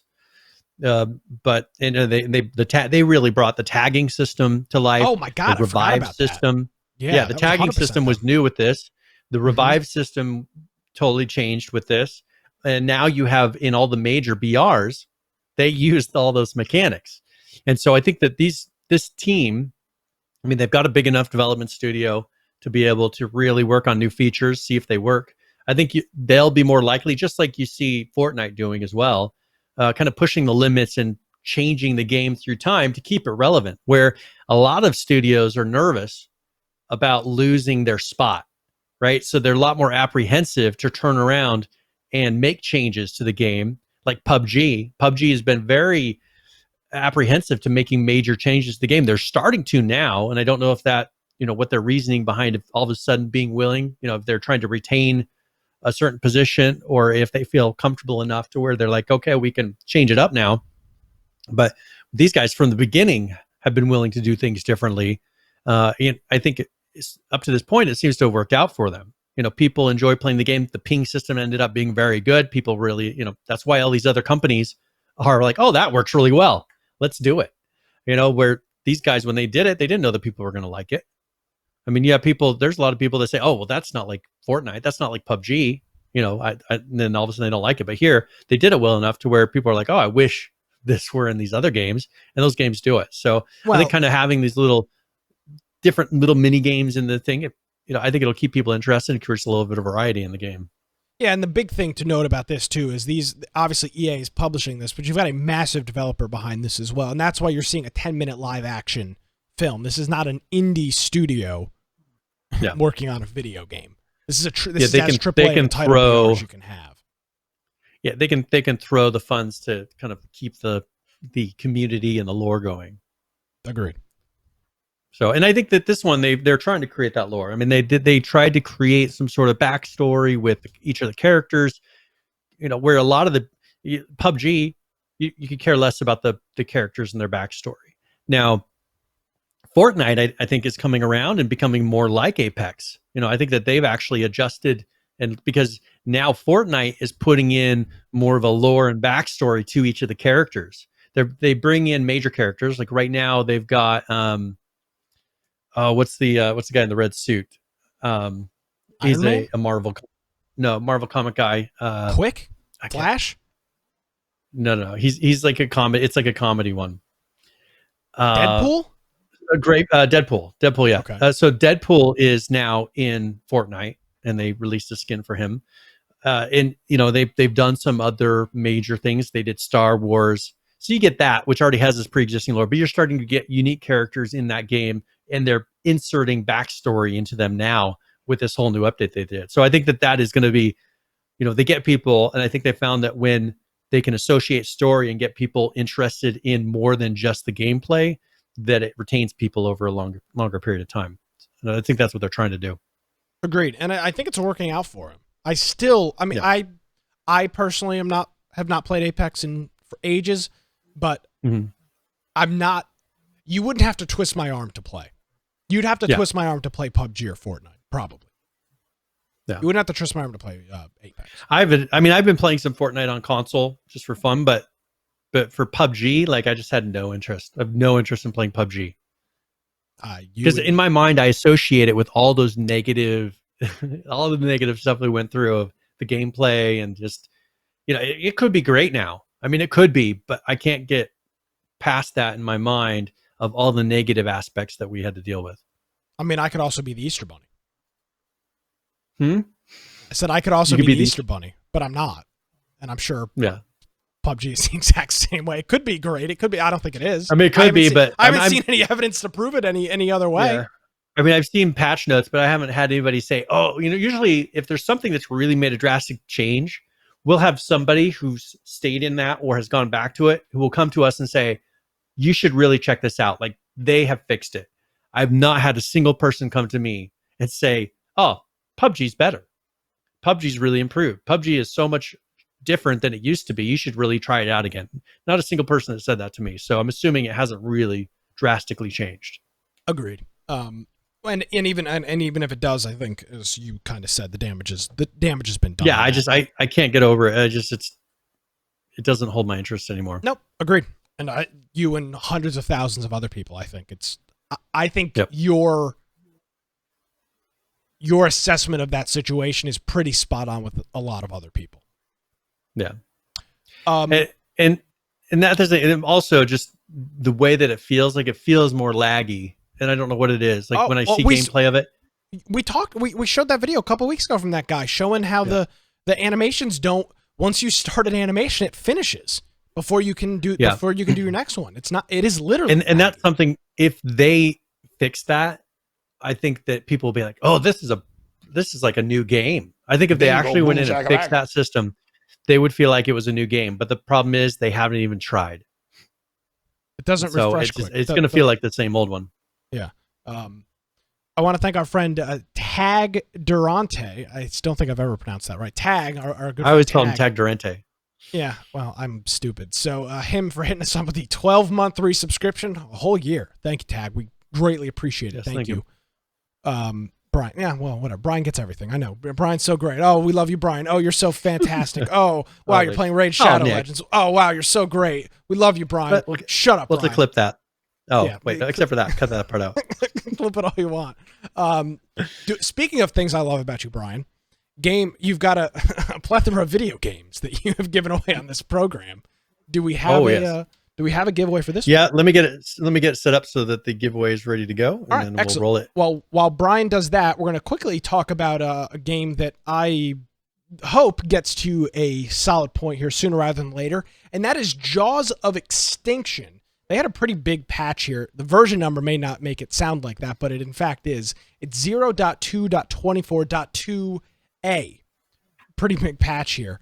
Some of the additions include a bunch of farming things, including small green garden plots, greenhouse garden plots, arrows, fire arrows, explosive arrows, bows, a new player map system, quest objectives, wave points, placing multiple points on the map, a completely new guide system, a complete compatible ammo and upgradability chart and system to display ammos and adjustments you can make. They've added horses now can eat apples, blueberries, raspberries, blueberries, blackberries, carrots, turnips. This is a huge update. Like this is like a laundry list of changes. This would be at least a few pages. There's pages and pages. Yeah, it's a huge update.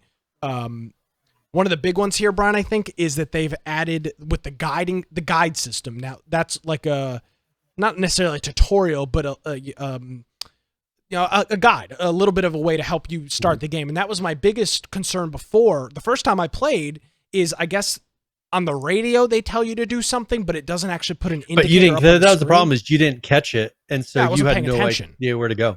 Yeah. Yeah. I mean, I wasn't paying attention. It was like a cutscene. So they've added that, and also the locations visited will add entries into the guide, so you will actually be able to go through now and see where that is. This, I would say, this is probably the largest update they've made. This is cool. This is very cool. And it's so close to. I think it's close to multiplayer. Yeah. Now, I think this is something where enough of these kind of patches, and they need to keep doing these. But our biggest thing, they need to get multiplayer. Like, this is a game that screams multiplayer. It's not going to be a single player game. Multiplayer is the most difficult part. I understand. Believe me, I understand where it's coming. It's a very difficult thing to do, but do it early so that all these changes that you put in, you don't have to go afterwards and fix them all. You have to, I mean, here's the downside of thinking multiplayer now.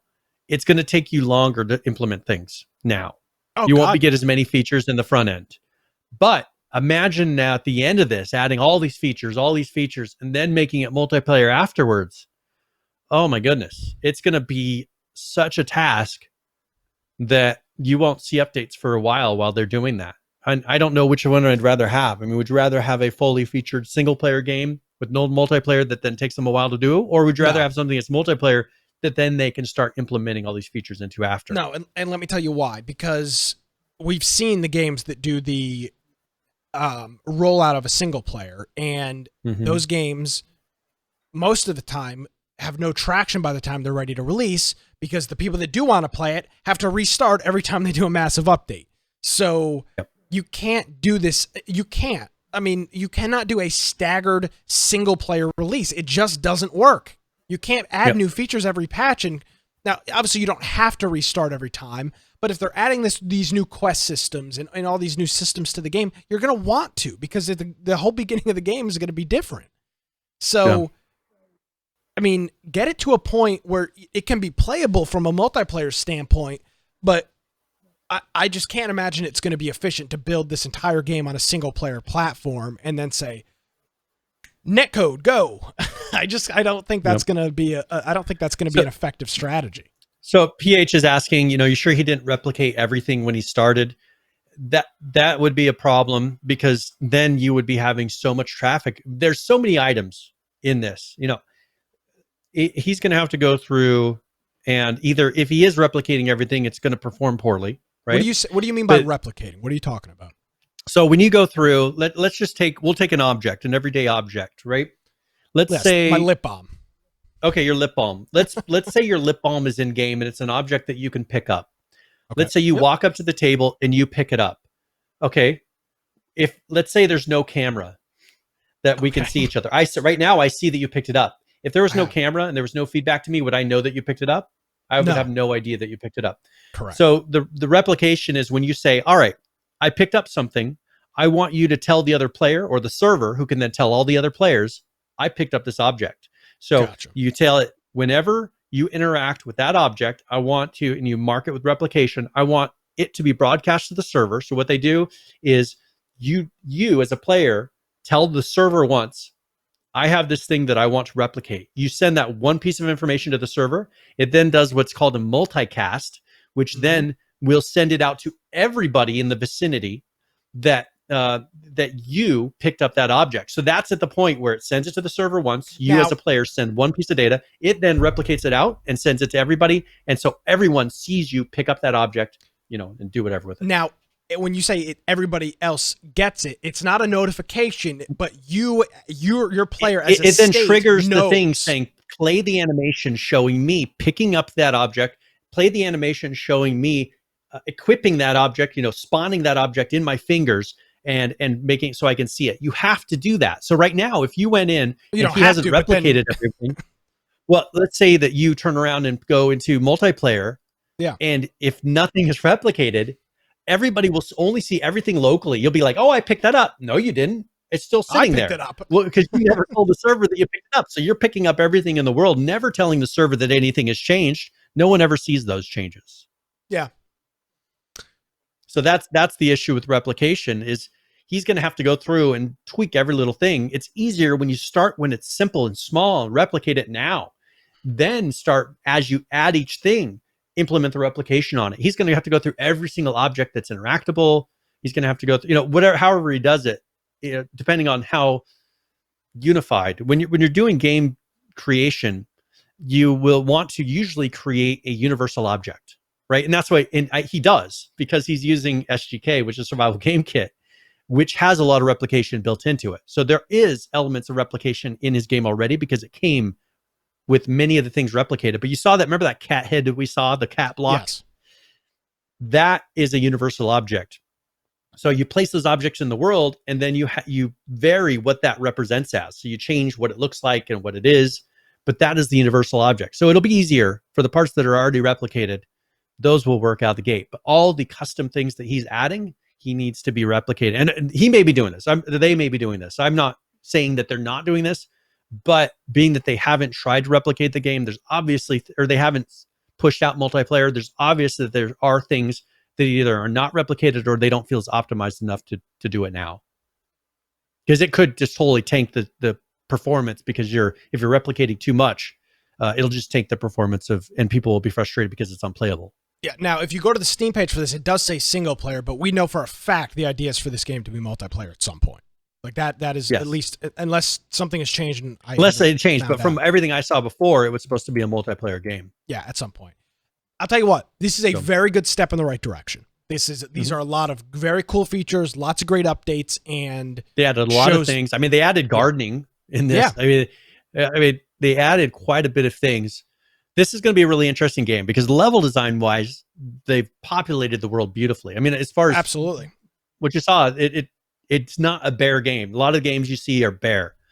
And so they've done a really good job with level design. You can see on here, there's a ton of features. Now, the replication is what's going to make or break. The networking, the multiplayer, how well it performs on multiplayer, that is going to be the make or break thing for this.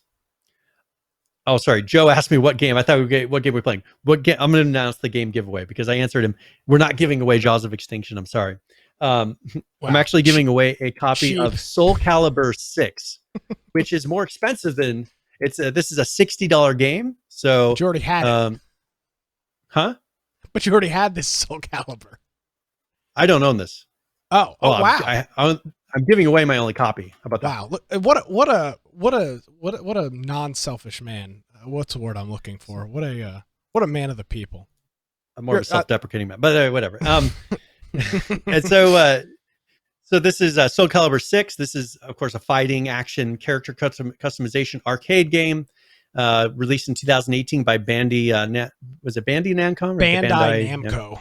Bandai Namco. Namco, sorry. But this is currently $60. And so if you're interested in this, exclamation point giveaway, and we will give this away before the end of the show. I want to thank our friend Saul Greatman, also known as Saul Goodman in some internet chat rooms, for hitting us up with the 26-month resub as well. His comment is, "Love you, Brian. Rig that giveaway for me." So we'll see. I do have the option in our giveaways to weight it towards subs or weight it towards followers. But we don't do that. I haven't done that. Brian may have done that. I can't confirm. Brian is in full control of the giveaways. I have no say. But yeah, hopefully you'll enter for that. We are here live. I don't say this all that often. We are here live every Tuesday evening. If you happen to be listening to us after the fact on a podcast app, right here on Twitch, we stream on Twitch, Mixer, and YouTube. You can find all the links to that, all the other great information on our website. It's infectionpodcast.com. Survival games, Brian. Go ahead. I wanted to mention something really quick. When talking about Jaws of Extinction, they put a note at the end of these patch notes. I just wanted to, because they're very, very open, and that's one thing I appreciate. They say, things to remember before purchasing Joe. They call it Joe. We are aware that the game is currently very demanding on performance, and bugs can cause problems during gameplay. JOE is in constant development by 2 developers and a single 3D artist. We are keen to resolve issues as promptly as possible, although please understand that they are to be expected as the game continues in development. So, they say right there, we are 2 people plus pretty much equivalent to 3 people, an artist and 2 developers. So this is quite a bit of work to come out of that small of a team. Yeah, it is. And they're estimating, they said, please be aware that multiplayer is not yet implemented. This is under development and has been pushed back until Q1 or Q2 of 2020. Now, to be fair, it is still not in the Steam search store. So it's not like people are just stumbling upon this in search. They've done a very good job of, you have to look for this to buy it. Yeah, and then good on them for that. Speaking of other survival games, Brian, it's not often that we have too many of these new ones coming out. And one that we've talked about a couple of times in the past is a game that's known by the name of Deadside, which is going to be a single-player co-op post-apocalyptic zombie game. And it's actually coming out here in a week. It's coming out April 14th, and we've got a new trailer for it. So without further ado, let's look at their official 2020 trailer for Deadside.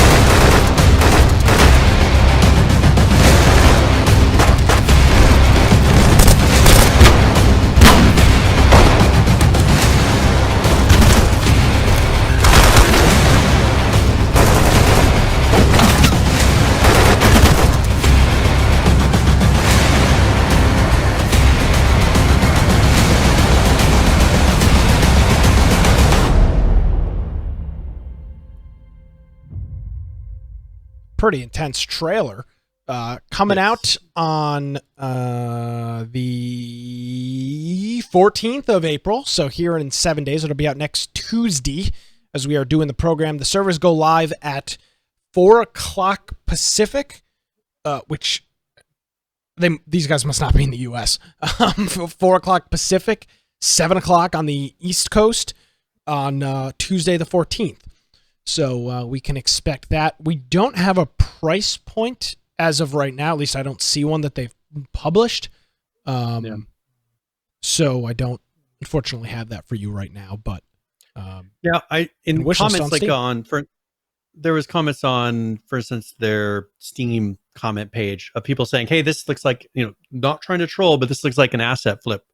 And I'm just going to say a few things towards that. Having watched some of the things that they've kind of put out during development, they focused a lot on performance and different things like that. I'm less concerned about the graphics. I'm more concerned about the programming, because that is the more difficult thing. You can swap out graphics easily, and as you've learned with PUBG, it's very difficult to change core mechanics, and it's much more risky. I think that these guys have done it, if whether intentionally or not. The smarter thing is to make a game that, like 7 Days to Die did, a game that plays well, a game that is fun, the mechanics are fun, and focus less on, if you have to choose one or the other, focus less on the graphics side of it of being 100%, because you can always put out patches and continue to evolve that. Where if you're constantly evolving your gameplay, that's very frustrating for Great. players, because you can never quite hone in and get it just right. They're always changing it. And so that's just my kind of, whether or not you people can decide once they play it whether or not they feel it's an asset flip. But I would rather see some of the graphics be less, and it's hard as you get closer and closer to realistic looking graphics. It's harder to differentiate yourself from other games, because they all kind of start looking the same at some point. But I think that having seen some of the gameplay, it seems like they've focused on the gameplay itself, which is the more important thing to me. Now, this will be out on, as I said, the 14th, and it's also going to be out for $20, which is at the sweet spot for a game like this, in my opinion. Right at the sweet spot. Yeah, and so I'm less concerned. I'm sure the game will be worth $20. Now, one thing they put on their description, they said it's a hardcore multiplayer shooter with survival elements. It's a post-apocalypse, open world, no zombies or unicorns. Sorry, Joe. Real weapons, transport, construction. So they're going for a realistic survival post-apoc. Cool. Well, we'll take a look, see if we can. I'm gonna try to get in touch with them this week and see if we can't work anything out. Very good. All right. No Man's Sky, they put out a update, and they added something that's actually pretty cool. They added a exo mech. There's a video for this. I don't know if you want to play that really quick that shows it off. But this is something that you can now, I guess it's kind of like a vehicle. You can run around and do different things in a big new robot.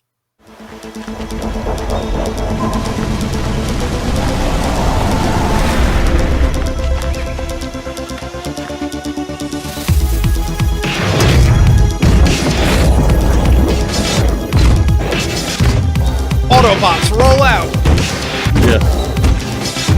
Your favorite game. Doesn't that look totally different from the No Man's Sky that we saw day one? Yeah, it's a night and day different. Still day. You should pull up that video that has the that music. The loud accordion over it.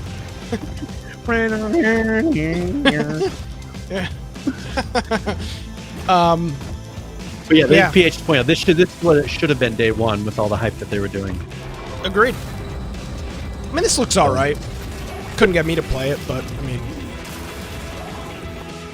But imagine if this is what they released day one, people would have gone nuts over the game. Yeah, I mean, I would have played it. Yeah. So. Yeah.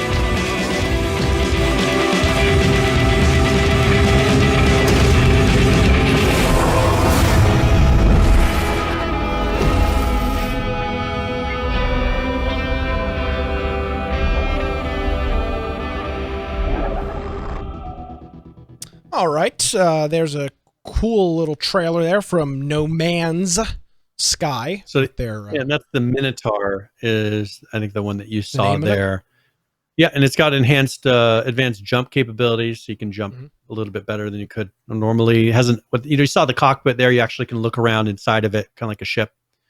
Which I think they're really going for VR with this game, pushing towards VR because it kind of matches that style.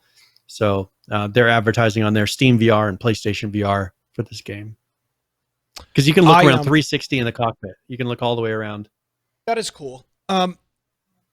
Speaking of games kind of like No Man's Sky, what's that game that I interviewed those guys at PAX West? It was that comedy space game. Do you remember that one? Oh yeah, I saw it.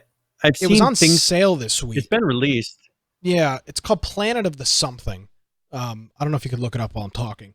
Yeah, But, yeah, I saw it. I saw it was on sale this week, and I kind of to me it seemed like not that the game was like No Man's Sky in any way, but was it Lifeless Planet? No, that's not what I don't think that's what it was called. That game set realistic expectations for what it was. It was an Epic Store exclusive. No, I mean, no. I'm looking for it. Let's see here. I'll find it. This is fantastic radio.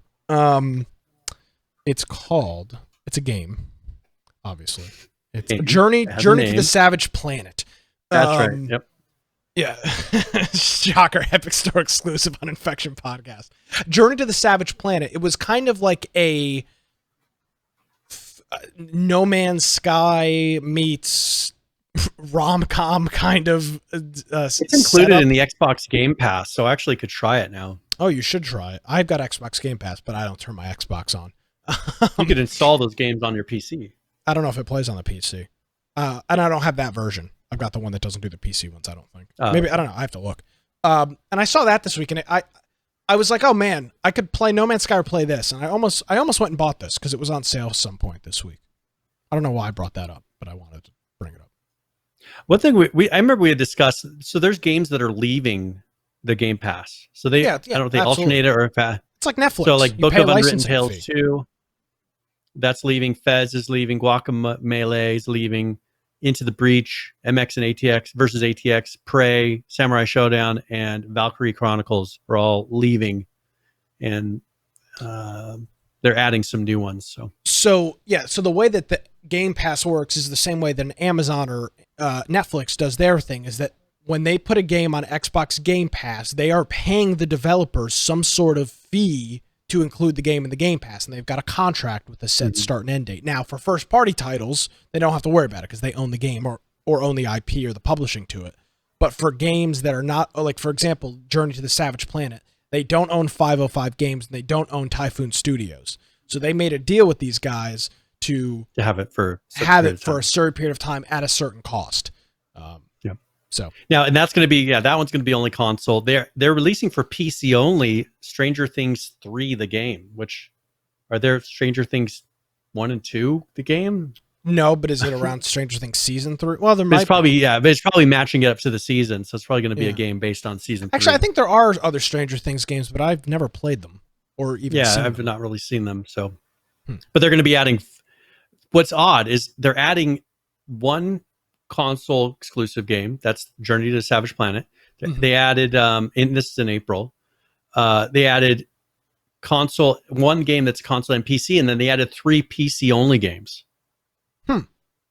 I told you, kind of weird. That's what they're making their play. Buy Windows, buy Microsoft, buy Xbox. It's all one and the same. I mean, it makes sense. Yeah, sort of. So there's No Man's Sky and Journey to the Savage Planet.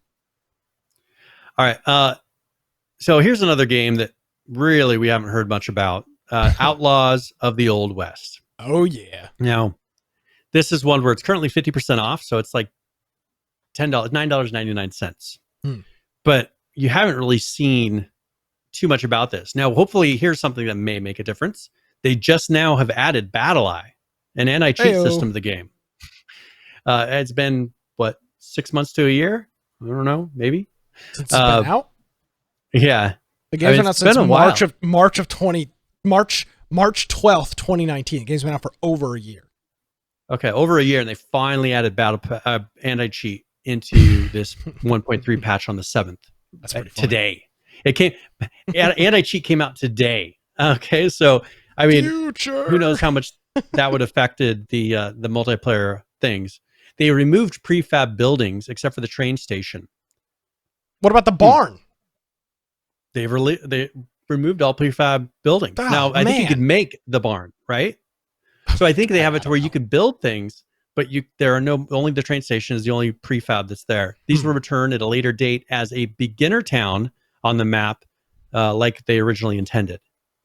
And then they just made a bunch of adjustments, and they added destroy radial on train stations. They added owner's name to train stations, just all kinds of stuff. So I think it's a building that you can place. Like, I think you can place, it sounds like a train station and do whatever, but I think they want it to where people are building the environment, not that they have a bunch of places that already exist, which who knows how that'll work out in the end. How many people do you think are playing this game right now? 250. You are awful with this. You may be the worst person at estimating things in the world that I've ever seen. You are consistently so far off. Surprisingly enough, 412. Okay. That's a lot more than I would have thought, too. Within 200. Yeah, you're 50% off. I didn't say 5,000. I understand. It doesn't make it any better. I was only 200 off of the 200 I guessed off. Yeah. So that there's that many people playing now, and over the past week, that's the highest that it's been. So maybe because of today's update. I mean, this update came out today. Yes. So what was it before? Was it roughly 250? Yeah, the rest of the peaks for the rest of the days were about 217, 192, 211. Actually, it never got as high as 250. Not quite 250. Okay. No. So yeah, you were pretty spot on. If it was except last for today, I mean, I would understand that people may be willing to play because anti-cheat was actually implemented. That'd be like, oh, let's go see how it works without as many cheaters. So this game's been out for a year. Steam estimates they've got about 200,000 people that own it. Mm-hmm. How could they possibly still be developing this? I don't know. I mean, this is a bigger studio. It's a $20 so game at full price. Yeah, I would assume that probably what they're doing is this is Virtual Basement, Wandering Wizard. Yep. This is a company that makes other games, does things for other games. So I think they're probably dedicating a small certain amount of time to implement, because most of these things are tweaks. BattleEye doesn't take them months to implement, and they haven't put out many updates in months. So I would bet you that they have a couple of people that are throwing a certain amount of their time on this, and then also working on other games or new projects that are upcoming. Gotcha. Because I mean, if you look at it, the 7th today, they put out an update. They put out an update over 2 months ago was the last one that they did. Oh my God. And that one wiped the servers. I mean, let's just look at roughly what happened. The one that they did 2 months ago, they did some other language localizations. Okay. And then they just did a couple list of fixes. There was no new features or things that actually made a big difference in the game at that point. Before that, it was a month or two before the update before that one. So it's just, there's not a lot of updates coming out for this. The updates that they're doing are just minimal, other than, implementing BattleEye, which isn't a major new feature. It's implementing an existing product. We've still got a lot to do, but I do want to ask this. Why would you even bother then? Because clearly they're not updating the game in any meaningful way. I mean, you just described that since the beginning of the year, which were month 4 of the year. They did a patch in January. Yeah. They did a hot fix for that, which was just fixing a server crash. Okay. Then they did one patch in February, which they wiped the servers. So they've done 2. Which they wiped the servers and did a few bug fixes. So they've done 2 patches in 4 months. On a and game the same thing. The one that they did in January was not. It was they ended an event, and then they fixed a sign. They fixed interact or refresh mail on interact. I mean, it's like little tweaks. It's like little adjustments. It's kind of like Atlas. If you look at what they've been doing with Atlas. They've been just kind of doing bug fixes here and there, and tweaks to maybe some numbers, but not really doing major content. True, but at least Atlas has been out longer. So as of right now, this game's been out 12 months. So in a quarter of the time the game has been out, they've released essentially 2 updates. That's not good. So my question to you is, why bother? For them, if they can keep getting a few people to buy it and they're putting minimal time, if they get a couple hundred people to buy this, it's going to pay for the little bit of dev time that they dump into it. Okay. I mean, and they're hoping that for some reason it takes off. Maybe role playing, who knows? You just never know. If you keep it alive and going along, there may be some streamer may play it. No, true. Absolutely. Something may happen to where you get a burst of money from it, even though you've been minimally putting in work. Yeah. Because this is the perfect example of putting in minimum work post launch. Yeah, and I mean it's just it's a laughable amount of work. Yep. So there's Outlaws the OS. I can't say you should go buy it. I don't know why. I mean, it's $10, but I mean it's got terrible. I own it, and I just can't handle to play it. Yeah. So let's and wrapping up here. I know we've still got a couple things to get into. Let's talk about Unturned, Brian. We've had an interesting update this week from Unturned. They haven't merged, but they've got an unsuspecting new thing with an unsuspecting game has added some of their assets to Unturned. Let's take a look at this quick video after we watch this ESRB. There we go.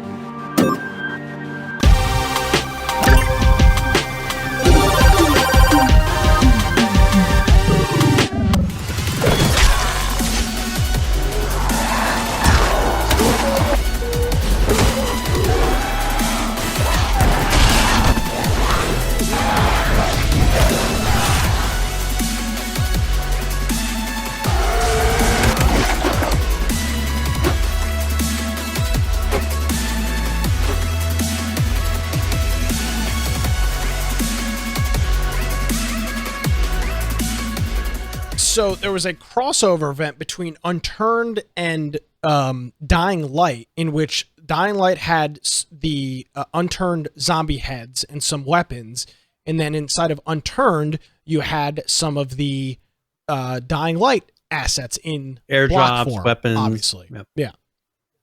And this was on April 1st, but it was an event that they actually did, and they're doing it till the 10th. So you have 3 more days. Yeah. To get in there and actually try it if you want to go through and see some of these things they've added. Yeah, pretty cool. Not the duo that I would necessarily have expected to do a crossover. Two almost completely polar opposite games in terms of graphics. There are zombies in both, I guess. True. Are they in the same? Who knows? Is Dying Light? I don't. Maybe they're the same engine to where it was a little easier to do this. Well, no, because these objects aren't how the Unturned objects look. But I'm just wondering if it's a little bit easy. I mean, they're totally different, but I'm wondering what engine it uses. Oh my God! It's just, why would they pick this one? It was just. Yeah, I'm not sure what the deal is with the relationship here, but yeah, there's a Dying Light uses the Chrome engine, so it's totally, who knows? Like I can't imagine what possessed this to happen. Yeah, but nevertheless, cool crossover. It's cool to see the games that obviously they're not similar, but they do, as you said, Ryan, they both do have zombies and are at least in the same genre of people. So maybe you can cross pollinate a little bit and get some Unturned people knowing about Dying Light, some Dying Light people knowing about Unturned. So quick update from them. All right, very good. Now, I saw that there was a development update video for, I think, the hottest game at the end of 2020, maybe. Okay.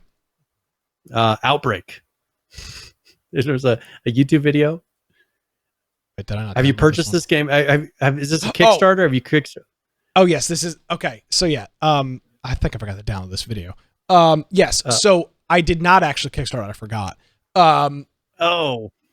I forgot. I'm sorry. I forgot. Yeah, I mean, there's a pandemic, but I mean, where are your priorities? We don't need to show the video, but I did want to mention that on Outbreak, they did successfully fund their Kickstarter, and they are now in development, and they've got their first devlog out. The link will be in our show notes on infectionpodcast.com. It's spelled OUTBRK for that, so you can go check that out. Very good. And They did show, they do show some graphics and some of the things that they've been working on. Yeah, cool stuff. So hopefully that is successful. Now, a game, Brian, that you have apparently been hearing a little bit about is everybody's favorite game, Sea of Thieves. And I'll tell you what, when these guys release an update, they don't just release skins. They release hot content to the game. So let's take a look at Sea of Thieves April update. I'm afraid to know what this is. Sharpen your cutlass and get ready for battle with Sea of Thieves and our next monthly update, Everybody loves Ships of Fortune. The trading companies of the Sea of Thieves want you to join their cause by signing up to become an emissary. Working on their behalf will see you rewarded with exclusive cosmetics and help you to progress in the newly expanded reputation system. You can join any of the existing trading companies, as well as the newly established Reaper's Bones. This sinister lot are all about battle and bloodshed, and would like nothing more than for you to burn the other emissaries to the ground. And in the arena, our explosive competitive mode, we've overhauled your matches to make them even more action-packed. The old treasure maps are gone, now replaced by a single chest marked by a Sea Dog beacon. With only one cash-in location, you'll have to battle hard to secure victory. And there's no time to waste either, with each contest now slashed from 24 to 15 minutes. Whether you're fighting for glory in the arena, or battling for loot and adventure, if you find yourself on the wrong end of a blunderbuss, your crew will now have a brief window to revive you and bring you back into the fight. And that's not all. Over in the Pirate Emporium, we've got fancy new emotes. A stunning Saberwolf-inspired ship set. And the introduction of cats. These furry felines will follow you on adventures across the seas. You know, except for when they're sleeping. Cats are like that. So get ready to choose your side in the next Sea of Thieves monthly update, Ships of Fortune. Oh, I'm going to get it. They always do that weird update at the end, and I always screw that up. So yeah, there you go. Available on what does it say? April? Did it say April 22nd? Yeah, April 22nd is when that's going to be available for the new update here for Sea of Thieves. Nice. Cool stuff from them. All right. Let's see. Miscreated. They put out now. Finding their update notes. They don't post them on. They didn't post them on Steam. Why? So I found some wiki that happened to have the update notes for this that came out yesterday. Yeah. And so I don't have any screenshots or anything, but they did add quite a bit to this. They rebalanced all weapon damage. So they nerfed all weapon damage. Okay. Makes sense. One of the downsides, for people that have really played Miscreated, one of the downsides is when you get killed, it's pretty much the end of multiplayer. Like it takes you so long to get back to the point where you can go back. So you don't have really good combat. You have very short combat. It's a one shot, two shot, it's over. I think this makes a lot of sense if they're wanting people to actually enjoy PvP, because what is one of the best, Nick, I remember playing H1Z1 and us having battles at one of our bases. Yes, I know exactly what you're talking about.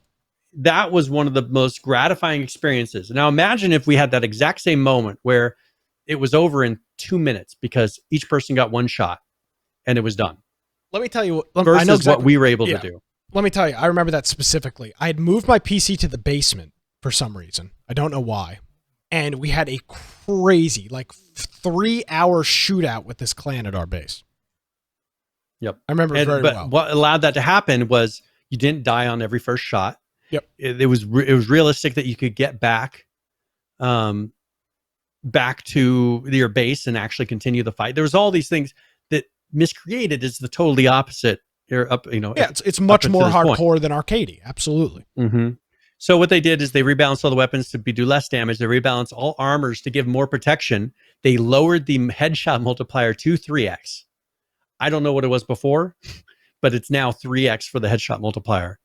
They implemented the attachment system. So they added a rail. Every weapon now with the top rail should now be able to use all sights. all storage crates have been replaced with a new model with a lock on it. This change is just a visual change, doesn't affect any of the actual crate system. By default, all crates will be locked for everyone except for the base owner or clan members. In order for someone else to access your crates, they will have to melee damage them below 50% health to break the lock. They added a red dot sight. They added a Spaz 12, an Asval, a Mac 10, an AK-5C, M97, and Sledgehammer. With base building, damage to parts will now be synchronized to the client more frequently. So that's the replication we were talking about. They must not have done it very often. So the health bars will update more often. Only base owners or clan members can repair a base before anyone could repair a base. Fixed issues where walls health display wouldn't be updated after it was repaired. When trying to attach a generator to a house, the missing generator message will only be seen by the player performing the action. And one thing they did do is they had a contest a couple weeks ago for people to submit paintings that would then be hung around people's bases. So they did pick 10 of those, and they're going to be implementing them into the game. In addition to the paintings, they've added a bunch of new base parts. Yes. So 4 shelves, a new wood table, wooden stool, wooden bench, lanterns that you can hang, 4 more paintings and posters. They added a 3x4 meter wall, 3x4 meter doorway, 3x4 meter wall window, 3x4 meter platform, which is a roof, lockable wooden doors, lockable shutters. Then they added some board games that you can put in your base and play with other people. So like tic-tac-toe, 9 men's, Morris board, slide and climb, and dice. And then they added some more areas to the Canyonlands DLC. They added 36 new weapon skins to the Iron Suns DLC. And then they added 156 new skins to the game, which are awarded at random as you play. So that's quite a bit. Yeah, changes. It's a big update. Yeah. So, and I couldn't find a single thing promoting it on their There's Twitter. There's a tweet.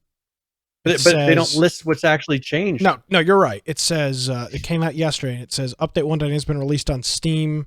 Lots of updates. How's that? Lots of updates. Thanks, guys. I had to go find some wiki where they actually documented it. It's not even run by them. What do you mean? It's on their Steam page. It's on their Steam page. What are you talking about? When did they add it? Is it on there now? It's been on there since April 6th. It's in the discussions I couldn't part find of it. their Steam form. Oh, discussions. I always go to news and look for it there. They didn't post anything in news. Yeah, here, I'll update the article. There. So I can, if it's a better link with images, then I can. It doesn't. I'll Still put that doesn't have in the any notes. images. I did put it in the notes. Oh, Still doesn't okay. have any. It's literally a dump of what you posted. What I had. Okay. Yeah. All right. So, Well, there we go. yeah. Update there, 1.8 for Miscreated. I know there's a couple other things on here. I don't think they're all that time sensitive, and we are running a little long. So you good if we come back to those and come back to those next week? No, I'm fine with that. We're good. All right. Well, with that being said, let's take a look at some video game numbers and some current players of said video games. By the way, I think people being home is having an effect because these numbers for Ark and Rust are through the roof. Currently playing Ark right now, 64,515. The 24-hour peak, 108,835, with a 7-day peak of 121,414. Rust slightly edging out Ark, 65,399. The 24-hour peak, 95,463, with a 7-day peak of 123,097.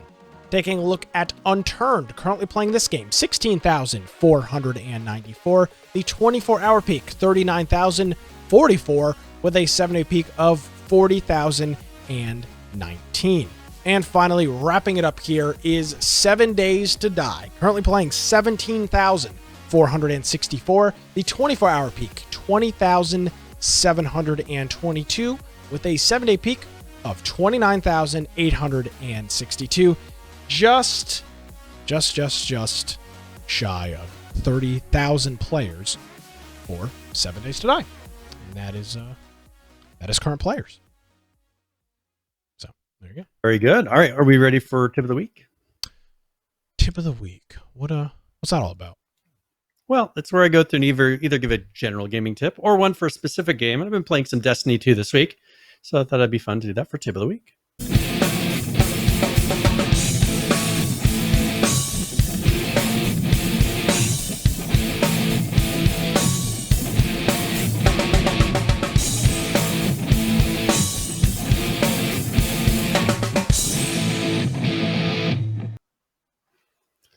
All right, so in Destiny 2, one thing I found that finding a clan is actually kind of difficult to do. They don't have a very easy tool for browsing and applying for clans in game or even on their app.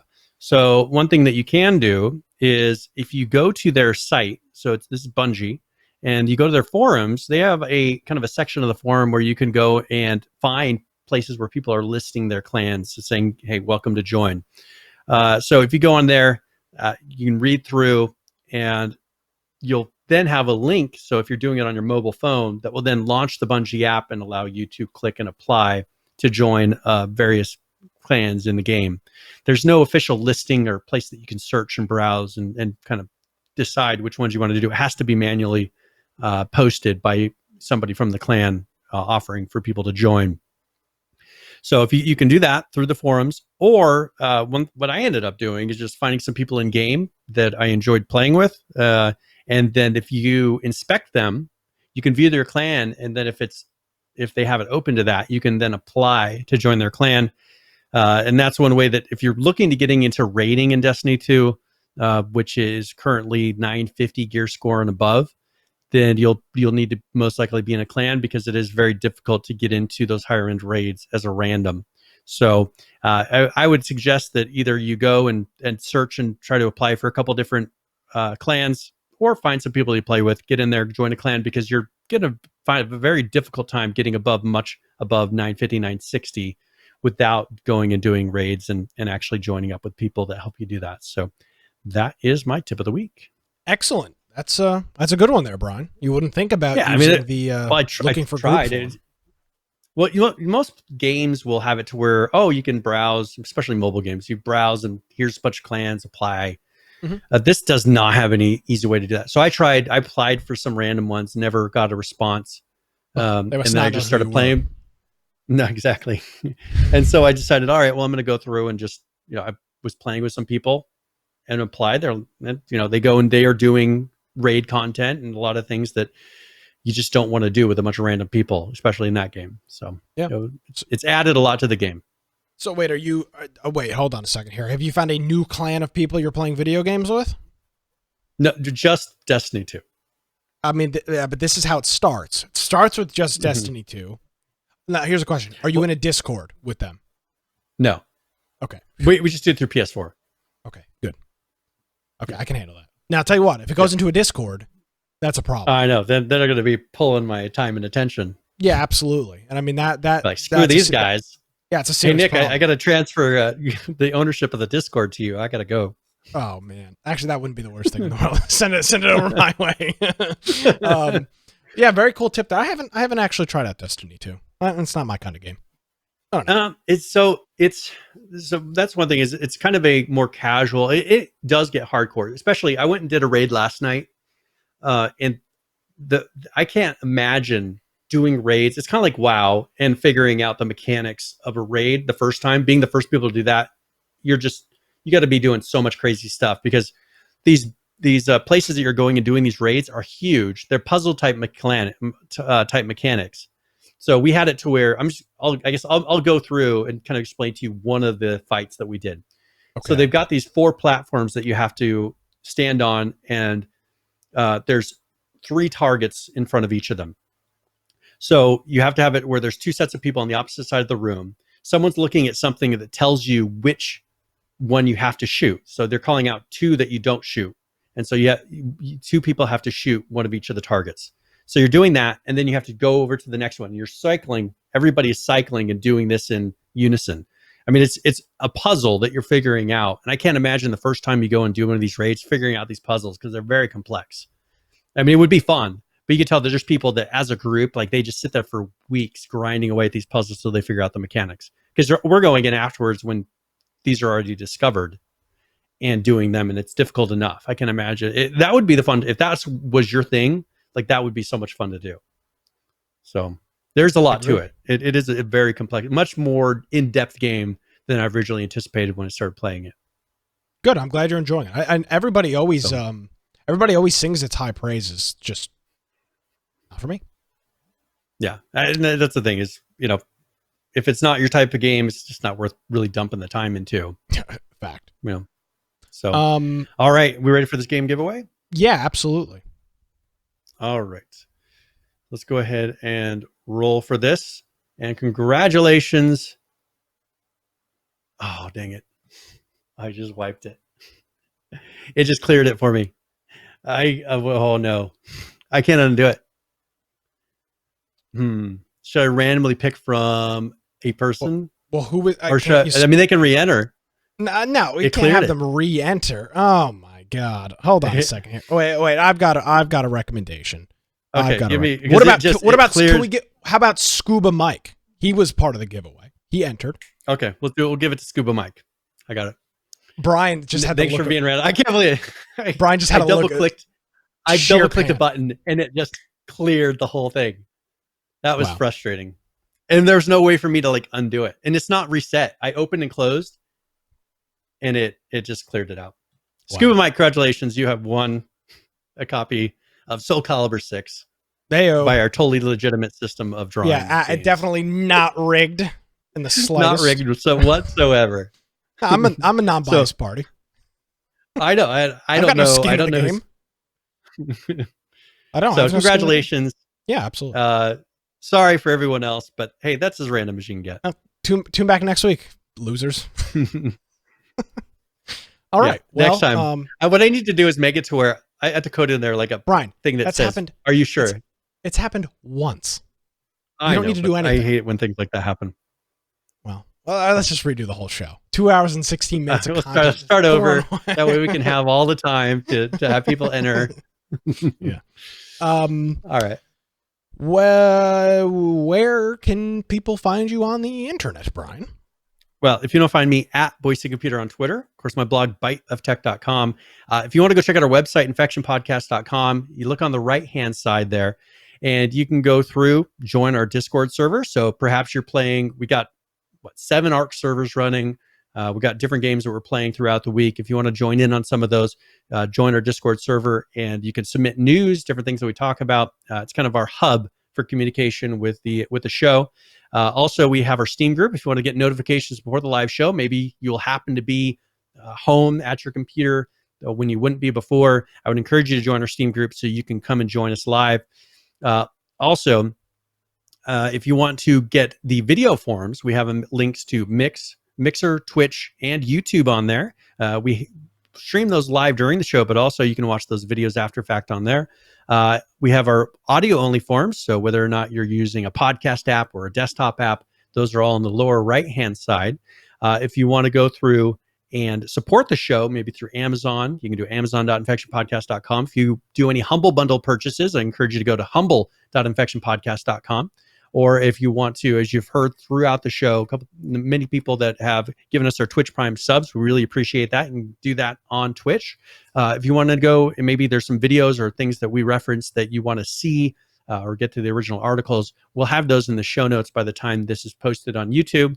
So this is now episode 273, but we have them for all 273 episodes up until this point. So I think that is it. All right, Brian, thank you very much. Game of the week is going to continue on its current trajectory until we're have a specific game. We're just kind of doing a revolving show up. Don't remember exactly what we played last week, but I know that our Discord was active on Friday night. So I know there's guys playing Tarkov and Ark and other games in there. So we'll continue that and roll forward with that. So thank you for that, Brian. We will see you Friday for that, and then next Tuesday for another episode of Infection. Alrighty, folks, that is going to do it. My name is Nick Craig. You can follow me on Twitter at Nicholas M. Craig. I've got an IT blog. It goes by the name of dudeinit.com, and you can check that out there. Our website is infectionpodcast.com. If you missed any portion of the show, you can check out our show notes, images, links, all that fun jazz over on our website. It's infectionpodcast.com. Ladies and gentlemen, thank you so much for joining us. Have a great week. Stay inside if you can. Stay safe. We'll see you next time.